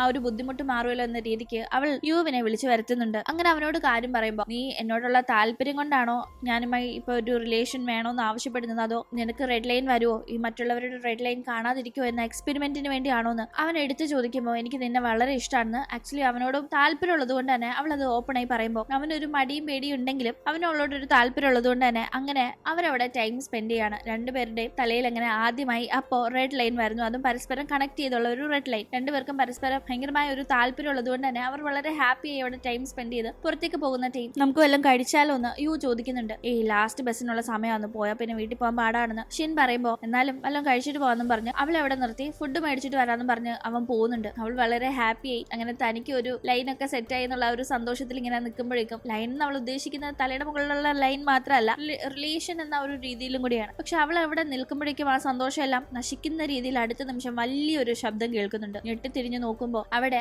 അപകടത്തിൽ പെട്ടുകിടക്കുന്ന യുവിനെയാണ് കാണുന്നത്. അവൻ അവൾക്കുള്ള ഫുഡ് മേടിച്ചുകൊണ്ട് വരുന്ന ടീം അവിടെ കൺസ്ട്രക്ഷൻ നടക്കുന്ന ഒരു സ്ഥലത്തിന്റെ അടിയിലൂടെയാണ് നടന്നു വന്നത്. ആ ടീം മുകളിൽ നിന്ന് കമ്പി നേരെ താഴേക്ക് അവന്റെ ശരീരം തുളച്ചു കയറുന്ന രീതിയിൽ വന്നു വീണ് അവൻ അവിടെ വളരെ കൊടൂരമായി മരണപ്പെട്ടിരിക്കുകയാണ്. ആ കാഴ്ച കണ്ട് അവൾ ആകെ തകർന്നു പോകുന്നു. അവളുടെ കൂടെ അവൻ ഉണ്ടായിരുന്നത് കൊണ്ടാകാം അവൻ മരിച്ചതെന്ന ഭയങ്കര കുറ്റബോധം അവൾക്കുണ്ടാവുന്നു. കാരണം അവൾ കാരണം അമ്മ അച്ഛനെ കുത്തിക്കൊന്നു, പിന്നീട് അമ്മയും ജീവനോടെ ഉണ്ടോ എന്ന് പോലും അവൾക്ക് അറിയാത്ത അവസ്ഥയിലേക്ക് കാര്യങ്ങൾ മാറി. പിന്നീട് അവള് ആരുമായിട്ട് അങ്ങനെ ഒരു കൂട്ടും ഉണ്ടായിരുന്നില്ല. പക്ഷെ ഇപ്പൊ അതേ കൂട്ടുകൂടിയ പയ്യനും അത് റിലേഷൻഷിപ്പിൽ ഇപ്പൊ ആയ ഉടനെ തന്നെ അവനും ഇങ്ങനെ മരിച്ചിരിക്കുന്നു. ആകെ തകരുന്ന അവൾ വേഗം തന്നെ ഹാനിനെ വിളിക്കുന്നുണ്ട് ഹെൽപ്പിനായി. അങ്ങനെ ഹാൻ എത്തുമ്പോഴേക്കും മറ്റൊരു കാര്യം കൂടി, യുവും ഷിന്നും പിന്നെ ഒരു പെൺകുട്ടിയും കൂടിയല്ലേ ഇപ്പൊ ഫ്രണ്ട്സ് ആയിട്ടുണ്ടായിരുന്നത്. ആ പെൺകുട്ടിയുടെ പേര് ജിൻ എന്നാണ്. ജിന്നെ ഇവരുടെ ക്ലാസ് റൂമിൽ കെട്ടിയിട്ടിരിക്കുന്ന രീതിയിൽ ഒരു ഫോട്ടോ ആരോ ഷിന്നിനെ അയച്ചിരിക്കുന്നു. അത് കണ്ട് വേഗം ഹാനിനെയും കൂട്ടി സ്കൂളിന്റെ അവിടേക്ക് ജിന്നിനെ ഹെൽപ്പ് ചെയ്യാനായി ഷിൻ പോകാൻ ഇരിക്കുമ്പോഴേക്കും നിന്റെ ക്ലാസ് ടീച്ചറാണ് ഇതിനൊക്കെ പിന്നില്, പുള്ളിക്കാരി ഏതോ രീതിയിൽ ഈ നടക്കുന്ന കാര്യങ്ങളുമായി സംബന്ധപ്പെട്ടിരിക്കുന്നു എന്ന് മനസ്സിലാക്കിയ കാര്യങ്ങൾ ഹാൻ ഷിന്നിനോട് പറയുന്നുണ്ട്. അങ്ങനെ അവർ സ്കൂളിന്റെ അവിടേക്ക് എത്തുമ്പോഴേക്കും ആ പെൺകുട്ടിയെ രക്ഷപ്പെടുത്താനായി പോകുന്ന ടീം ഇവർ രണ്ട് വഴിയിൽ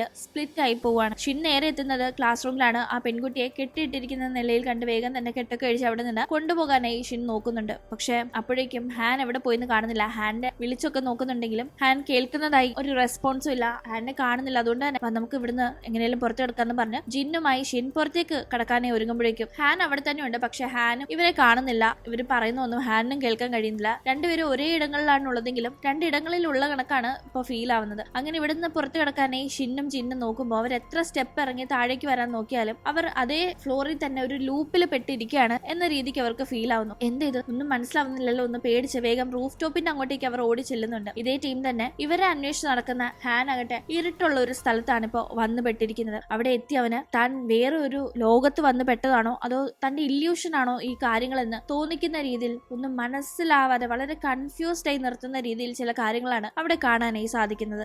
അവിടെ വെളുത്ത വസ്ത്രം ധരിച്ച കുറച്ച് പേരെ ഹാൻ കാണുന്നുണ്ട്. ഏതാണ്ട് ഭ്രമത്തിൽപ്പെട്ട് നിൽക്കുന്ന കണക്കാണ് അവനിപ്പോ തോന്നുന്നത്. ആ കൂട്ടത്തിൽ നമ്മൾ കാണുന്നത് ഈ ലാസ്റ്റ് ആയിട്ട് ലീ കണ്ണട കൊടുത്ത ഒരു ലേഡി ഉണ്ടല്ലോ, ഒരു കോഫി ഷോപ്പിൽ വർക്ക് ചെയ്യുന്ന ലേഡിയുടെ വീഡിയോ ലീക്ക് ആയതിനെ തുടർന്ന് അവർ മരിക്കാനായി തീരുമാനിച്ചപ്പോൾ അവരെ മരിക്കാതെ ജീവിക്കണം എന്ന് പറഞ്ഞ് കണ്ണട കൊടുത്ത് അവരെ കളിയാക്കിയവരുടെ ആ ഒരു രഹസ്യങ്ങള് അവർക്ക് മനസ്സിലാവുന്ന രീതിയിലേക്ക് കൊണ്ടുപോയ സീൻ നമ്മൾ കണ്ടിരുന്നില്ലേ? ആ ലേഡിയാണ് ഇപ്പൊ സംസാരിക്കുന്നത്. ഞാനും മരിക്കണമെന്ന് വിചാരിച്ചതാണ്, പക്ഷെ ഇത് കിട്ടിയ ശേഷം എന്റെ ലൈഫ് മാറി മറിഞ്ഞു എന്ന് അവർ പറയുന്ന ടീമാണ് നമ്മൾ ആ ഒരു സീനൊക്കെ കാണുന്നത്. ലീ ഈ ഒരു കണ്ണട ആ ലേഡിക്ക് കൊടുത്ത ശേഷം അവർ ആ കണ്ണട ഇട്ട് ബാക്കിയുള്ളവരുടെ തലയ്ക്ക് മുകളിലെ റെഡ് ലൈൻ കണ്ടു തുടങ്ങിയ ശേഷം വീണ്ടും ലീയും ഇവരും കണ്ടുമുട്ടുന്നു. നിനക്കിപ്പോ എന്ത് തോന്നുന്നു? നീ മറ്റുള്ളവരുടെ തലയിൽ കാണുന്ന ആ ഒരു ലൈൻ ഇല്ലേ, അത് ഈ കണ്ണട വെച്ച ശേഷമാണ് നിനക്ക് കാണാൻ സാധിക്കുന്നതെങ്കിലും കുറച്ച് കഴിയുമ്പോൾ ഈ കണ്ണട ഇല്ലാതെ അത് കാണാൻ സാധിക്കും. അങ്ങനെ നിന്റെ തലയുടെ മുകളിലെ ഈ ലൈൻസ് ബാക്കിയുള്ളവര് കണ്ണട ഇല്ലാതെ കാണും. തുടർന്ന് അവർ ഇതിന്റെ പേരിൽ നിന്നെ കുത്തി നോവിക്കും. അതുകൊണ്ട് നിന്റെ തലയ്ക്ക് മുകളിലുള്ള ഈ ഒരു ലൈൻ ഇല്ലാണ്ടാക്കണമെങ്കിൽ നീ ഈ ലൈൻസ് ആരൊക്കെ ആയിട്ടുള്ള ബന്ധം കൊണ്ടാണോ നിനക്ക് ഉണ്ടായത് അവരുടെ ഒക്കെ കഥ കഴിക്കണം. അതേ ഉള്ളൂ ഒരു വഴിയെന്നല്ല അല്ലി ആ ലേഡിയുടെ മനസ്സ് മാറ്റുന്നുണ്ട്. അവരെ ഒരു കൊലപാതകി ആക്കാനായിട്ടുള്ള എല്ലാ മോട്ടിവേഷനും നൽകുന്നുണ്ട്. ഇവിടെ ഇങ്ങനെ കാര്യങ്ങൾ നടക്കുമ്പോഴേക്കും നമുക്ക് ഷിന്നിനെയും ജിന്നിനെയും കാണാം. ഷിന്നാറ്റയും ജിന്നിനോട് എനിക്ക് എന്ത് പറയണമെന്നറിയില്ല, പക്ഷെ എനിക്ക് വലിയൊരു രഹസ്യമുണ്ട്. കുട്ടിക്കാലം മുതലേ ഞാൻ എന്റെ ഉള്ളിൽ കൊണ്ട് നടക്കുന്ന രഹസ്യം എന്ന് പറഞ്ഞ് ആ ഒരു റെഡ് ലൈൻ കാണാൻ സാധിക്കുന്നതിനെ പറ്റി പറയാൻ തുടങ്ങുമ്പോഴേക്കും ജിൻ നീ എന്തിനെ പറ്റിയാ പറഞ്ഞു വരുന്നതെന്ന് ചോദിച്ചു. ഷിന്നിനെ നോക്കുന്ന ടീമാണ്. അവളുടെ മുഖത്ത് ആ കണ്ണട ഇരിക്കുന്ന കാര്യം ഷിൻ കാണുന്നത് അവൾ ആകെ ഞെട്ടിപ്പോന്നു. നിനക്ക് ഈ കണ്ണട ആര് തന്നു എന്ന് ഷിൻ ചോദിക്കുമ്പോഴേക്കും എനിക്ക് തന്നത് ആരും ആയിക്കോട്ടെ, പക്ഷെ നീ മരിച്ചു കഴിഞ്ഞാൽ ഈ റെഡ് ലൈൻ കാണുക എന്ന ഒരു കാര്യം ഇല്ലാണ്ടാവുമെന്ന് പറയുന്ന കേട്ടല്ലോ, സത്യമാണോ എന്ന് അവൾ ചോദിക്കുമ്പോൾ നിന്നോട് ഇതൊക്കെ ആരാ പറഞ്ഞതെന്ന് ഷിൻ ചോദിക്കുന്ന ടീം നമ്മുടെ ടീച്ചറായ ലീ തന്നെയാണെന്ന് ജിൻ പറയുമ്പോൾ ഷിൻ ആകെ ഞെട്ടുന്നുണ്ട്. അപ്പോ ആ ടീച്ചർ ഒരു സാധാരണക്കാരിയല്ല. ഹാൻ പറഞ്ഞ കണക്ക് അവർക്ക് ഇതൊക്കെ എന്തോ വലിയ ബന്ധമുണ്ടെന്ന് തന്നെ ഷിന്നിന് തോന്നുന്നു. ഇതേ ടീം ഹാൻ നിൽക്കുന്നിടത്ത് ആ ആളുകൾക്ക് പുറമെ, അതായത് അവിടെ നിൽക്കുന്ന ആളുകളൊക്കെ തന്നെ ലീ കണ്ണട കൊടുത്ത് മറ്റുള്ളവരെ കൊല്ലാനായി പ്രേരിപ്പിച്ച മനസ്സ് മാറ്റിയെടുത്ത ആളുകളാണ്. അവർക്ക് പുറമെ അവിടെ ലീയെയും ഇപ്പോ ഹാനിന് കാണാം. മുന്നേ ഹാൻ ലീയെ കണ്ടപ്പോ ഒരു റെഡ് ലൈൻ പോലും ലീയുടെ തലയുടെ മുകളിൽ ഉണ്ടായിരുന്നില്ല. പക്ഷെ ഇപ്പോ ഹാനിനുള്ളതിനേക്കാൾ ഒരുപാട് റെഡ് ലൈനുമായി നിൽക്കുന്ന ലീയാണ് ഹാൻ അവിടെ കാണുന്നത്. കൂടാതെ ലീ ആ സമയം മുമ്പിൽ കിടക്കുന്ന ഒരു തുണി മാറ്റുമ്പോഴേക്കും അതിനകത്ത് ഉണ്ടായിരുന്നത് ഹാനിന്റെ അച്ഛനാണ്. അത് കണ്ട് ഹാൻ എന്തിവിടെ നടക്കുന്നതെന്ന് മനസ്സിലാവാതെ ഓടി ചെല്ലുമ്പോഴേക്കും കങ്ങിനെ ഉപദ്രവിച്ച ഇയാളെ കൊന്നു കളയാനായി ഒരു കത്തി ഹാന്റെ കൈ കൊടുത്ത് ലീ ഹാനെ ബ്രെയിൻ വാഷ് ചെയ്യാൻ നോക്കുന്നുണ്ട്. എങ്കിൽ മാത്രമേ കങ്ങിനെ കളങ്കപ്പെടുത്തുന്ന ആ ഒരു തലയ്ക്ക് മുകളിലെ റെഡ് ലൈൻ മാറുകയുള്ളൂ. കാരണം അത് ഉണ്ടായത് ഇയാള് കാരണമാണല്ലോ, അപ്പോൾ ഇയാള് മരിച്ചാൽ അത് മാറുള്ളൂ എന്ന് പറഞ്ഞ് ഹാനെ ലീ ഭയങ്കരമായി ബ്രെയിൻ വാഷ് ചെയ്യുന്നു. പക്ഷെ ഹാൻ അത് കേട്ട് അച്ഛനെ കൊല്ലാൻ നിൽക്കാതെ ലീയെ തിരിച്ചാക്രമിക്കാൻ നോക്കുമ്പോഴേക്കും ലീ വളരെ പവർഫുൾ ആണ്. ഹാനെ ചവിട്ടി കൂട്ടി എറിയുന്നുണ്ട്. അതിനുശേഷം ലീ തന്നെ ഹാനിന്റെ അച്ഛന്റെ കഥ കഴിക്കുന്നു. ഇത് കണ്ട് ഹാൻ വേഗം കയ്യിലുള്ള തോക്കെടുത്ത് ലീക്ക് നേരെ വെടി ഉതിർക്കുന്നുണ്ടെങ്കിലും വെടിയുണ്ട ഒന്നും തന്നെ ലീയെ മുറിവേൽപ്പിക്കുന്നില്ല. സാധാരണ മനുഷ്യരെ കൊണ്ട് എന്നെ ഒന്നും ചെയ്യാൻ സാധിക്കില്ല എന്ന് ലീ അവിടെ പറയുന്നത് കേൾക്കുമ്പോൾ തന്നെ അവളൊരു സാധാരണ മനുഷ്യ സ്ത്രീ അല്ല എന്ന് നമുക്ക് മനസ്സിലാക്കാം. ഈ ടീം കങ്ങിന് അപകടം പറ്റാൻ കാരണം ലീ ആണെന്ന് ഹാനിന് മനസ്സിലാവുന്നുണ്ട്. അതുകൊണ്ട് തന്നെ അവിടെ ലീയും ഹാനും തമ്മിൽ വീണ്ടും ഏറ്റുമുട്ടാണ്. അപ്പോഴേക്കും ഇവിടെ ഷിന്നിനെ കൊല്ലാനായി നോക്കിയ ജിന്നിന്റെ മുഖത്തിരുന്ന ആ ഒരു കണ്ണട അവൾ തട്ടി താഴെ ഇടുകയും ചവിട്ടി പൊട്ടിക്കുകയും ചെയ്യുന്നു. ആ ഒരു കണ്ണട പൊട്ടിയ ശേഷമാണ് അത്രയും നേരം ലീയുടെ ഇൻഫ്ലുവൻസിൽ ഷിന്നിനെ കൊല്ലാനായി ഒരുങ്ങിയ ജിന്നിന് സ്വബോധം വരുന്നത്. എന്തിവിടെ നടക്കുന്നത്, നമ്മളിത് എവിടെയാണെന്നില്ല അവളൊന്നും മനസ്സിലാവാതെ ചോദിക്കുന്നു. പക്ഷെ അപ്പോഴേക്കും മുന്നേ ജിന്ന് ഉപദ്രവിക്കാൻ നോക്കിയതില്ല. ഷിന്നിന്റെ മുഖത്ത് പരിക്കേറ്റിരുന്നു. അതിൽ നിന്ന് പൊടിയുന്ന ചോര അത് താഴേക്ക് വീഴാതെ മുകളിലേക്ക് എങ്ങോട്ടോ പൊങ്ങി പോകുന്നത് കണ്ട് ഷിൻ നോക്കുമ്പോഴേക്കും അവളും ആ നിന്നിരുന്ന സ്ഥലത്ത് നിന്ന് ആ എസ് ലൈനിന്റെ ലോകത്തേക്ക് ചെന്നപ്പെടുകയാണ്. അതായത് ഹാനുള്ള അതേ സ്ഥലത്തേക്ക്. ഹാനും ഷിന്നും ഒക്കെ ഇപ്പോ ഈ സ്കൂൾ ബിൽഡിങ്ങിൽ തന്നെ ഒരേ സ്ഥലത്തായിരുന്നു ഉണ്ടായിരുന്നതെങ്കിലും അവർ രണ്ട് ലോകങ്ങളിൽ പെട്ട കണക്കായിരുന്നല്ലോ ഉണ്ടായിരുന്നത്. അങ്ങനെ ഹാൻ ഉള്ളിടത്തേക്ക് ഷിൻ വരുമ്പോൾ ലീ ഹാൻ ഉപദ്രവിക്കുന്ന കാഴ്ചയാണ് ഷിൻ കാണുന്നത്. ഷിന്നിന് ജന്മന റെഡ് ലൈൻ കാണാൻ സാധിക്കും. പക്ഷെ ബാക്കിയുള്ളവർക്ക് ലീ കൊടുത്ത് ഈ കണ്ണട വെക്കുമ്പോൾ മാത്രമാണ് കാണാൻ സാധിക്കുന്നത്. ലീ ഈ എസ് ലൈൻ ലോകത്തിലെ ഒരു ശക്തിയാണ്. അതുകൊണ്ട് കണ്ണട കൊടുത്ത് ബാക്കിയുള്ളവരുടെ ആ ഒരു സിറ്റുവേഷനെ ചൂഷണം ചെയ്ത് അവരെയും ഈ ലോകത്തേക്ക് എത്തിക്കുകയാണ് ലീ ചെയ്തുകൊണ്ടിരുന്നത്. ഇപ്പൊ ഇവിടെ എത്തുന്ന ഷിൻ എന്തിനു ഇതൊക്കെ ചെയ്യുന്നതെന്ന് ലീയോട് ചോദിക്കുമ്പോഴേക്കും നീ ജന്മന ഈ എസ് ലൈൻ കാണാൻ സാധിക്കുന്ന ഒരാളല്ലേ, അത് ഒരു ശാപമായിട്ടല്ലേ നീ കാണുന്നത്? അങ്ങനെയല്ല, നീയാണ് ഏറ്റവും ഭാഗ്യം ചെയ്തവള്, നീ ഈ ലോകത്തേക്ക് വരേണ്ടവളാണെന്നല്ല ലീ പറയുമ്പോഴേക്കും അല്ല, ഇതെനിക്കൊരു ശാപം തന്നെയാ, ഇതുമൂലമാണ് എനിക്ക് എന്റെ കുടുംബത്തെ നഷ്ടപ്പെട്ടത്, ഇതുമൂലമാണ് ഞാൻ സ്നേഹിച്ച ആളെ എനിക്ക് നഷ്ടപ്പെട്ടതെന്നല്ല ഷിൻ വളരെ സങ്കടപ്പെടുന്നു. ഇതിലുള്ള ഒരു പ്രധാന കാര്യം എന്താണെന്ന് വെച്ചാൽ ജന്മന എസ് ലൈൻ കാണാൻ സാധിക്കുന്ന ഷിൻ മരണപ്പെട്ടാൽ ബാക്കിയുള്ളവർക്ക് ഇപ്പോ കണ്ണട വെച്ചാൽ മാത്രം കാണാൻ സാധിക്കും. അതോ ആ പ്രത്യേക കണ്ണട വെച്ചാൽ മാത്രം കാണാൻ സാധിക്കുന്ന എസ് ലൈൻ ആ കണ്ണട വെക്കാതെ തന്നെ കാണാൻ സാധിക്കും. അങ്ങനെ എല്ലാവരും ഈ നോർമൽ ലൈഫ് വിട്ട് എസ് ലൈനിന്റെ ലോകത്തേക്ക് എത്തും എന്ന ഒരു രീതിക്കാണ് ലീ അവിടെ ചിന്തിക്കുന്നത്. അതുകൊണ്ട് തന്നെ ലീയുടെ ഉദ്ദേശം ഷിന്നിനെ കൊല്ലുക എന്നതാണ്. എന്തായാലും ഷിൻ വന്നപ്പോഴേക്കും ഹാനിനെ ലീ തൂക്കി എറിഞ്ഞതിൽ അവന്റെ ബോധം പോയിരുന്നല്ലോ. ഈ ടീം ഷിന്നിന് അവിടെ അവളുടെ അമ്മയെ കാണാൻ സാധിക്കുന്നുണ്ട്. അമ്മയെ വർഷങ്ങൾക്ക് ശേഷം അവൾ കണ്ടിട്ടേ ഇല്ല. അതായത് അച്ഛനെ കൊന്ന് അമ്മ നാട് വിട്ടു പോയെന്നാണ് അവൾക്കറിയാവുന്ന. അമ്മ എവിടെയാണുള്ളതെന്ന് പോലും അവൾ ഇത്രയും വർഷം അറിഞ്ഞിട്ടേ ഇല്ല. ഇപ്പൊ അമ്മയെ കാണുമ്പോൾ അവൾ ആകെ ഞെട്ടുന്നു. സംഭവം എന്താണെന്ന് വെച്ചാൽ ആക്ച്വലി ഷിൻ വരച്ച ആ ഒരു പടം കണ്ടിട്ടായിരുന്നില്ല തന്റെ സഹോദരിക്കും ഹസ്ബൻഡിനും ഇടയിലുള്ള ബന്ധം മനസ്സിലാക്കി ആ അമ്മ ഹസ്ബൻഡിനെ കൊന്നത്. മറിച്ച് ഈ ലീ ആ അമ്മയുടെ കയ്യിലും ഈ ഒരു കണ്ണട നൽകിയിരുന്നു. അങ്ങനെയാണ് അമ്മ അവർക്കിടയിലെ റിലേഷൻഷിപ്പ് മനസ്സിലാക്കുകയും ഹസ്ബൻഡിനെ കൊല്ലുകയും ചെയ്തത്. ഈ കണ്ണട ഉപയോഗിച്ച് ഇത്തരം പ്രവൃത്തി ചെയ്യുന്ന ആളുകൾ പിന്നീട് തീർച്ചയായും ഈ ലീയുടെ പിടിയിലാകുമല്ലോ. അങ്ങനെ അവരുടെ കൂടെ ആയിരുന്നു ഇത്രയും നാൾ ഈ അമ്മ ഉണ്ടായിരുന്നത്. അത് മനസ്സിലാക്കുന്ന ഷിന്നിന് നീ ഇനി കുറ്റബോധത്തിൽ ജീവിക്കണ്ട, നീ കാരണമല്ല നമ്മുടെ കുടുംബം തകർന്നതെന്ന് പറഞ്ഞ് അമ്മ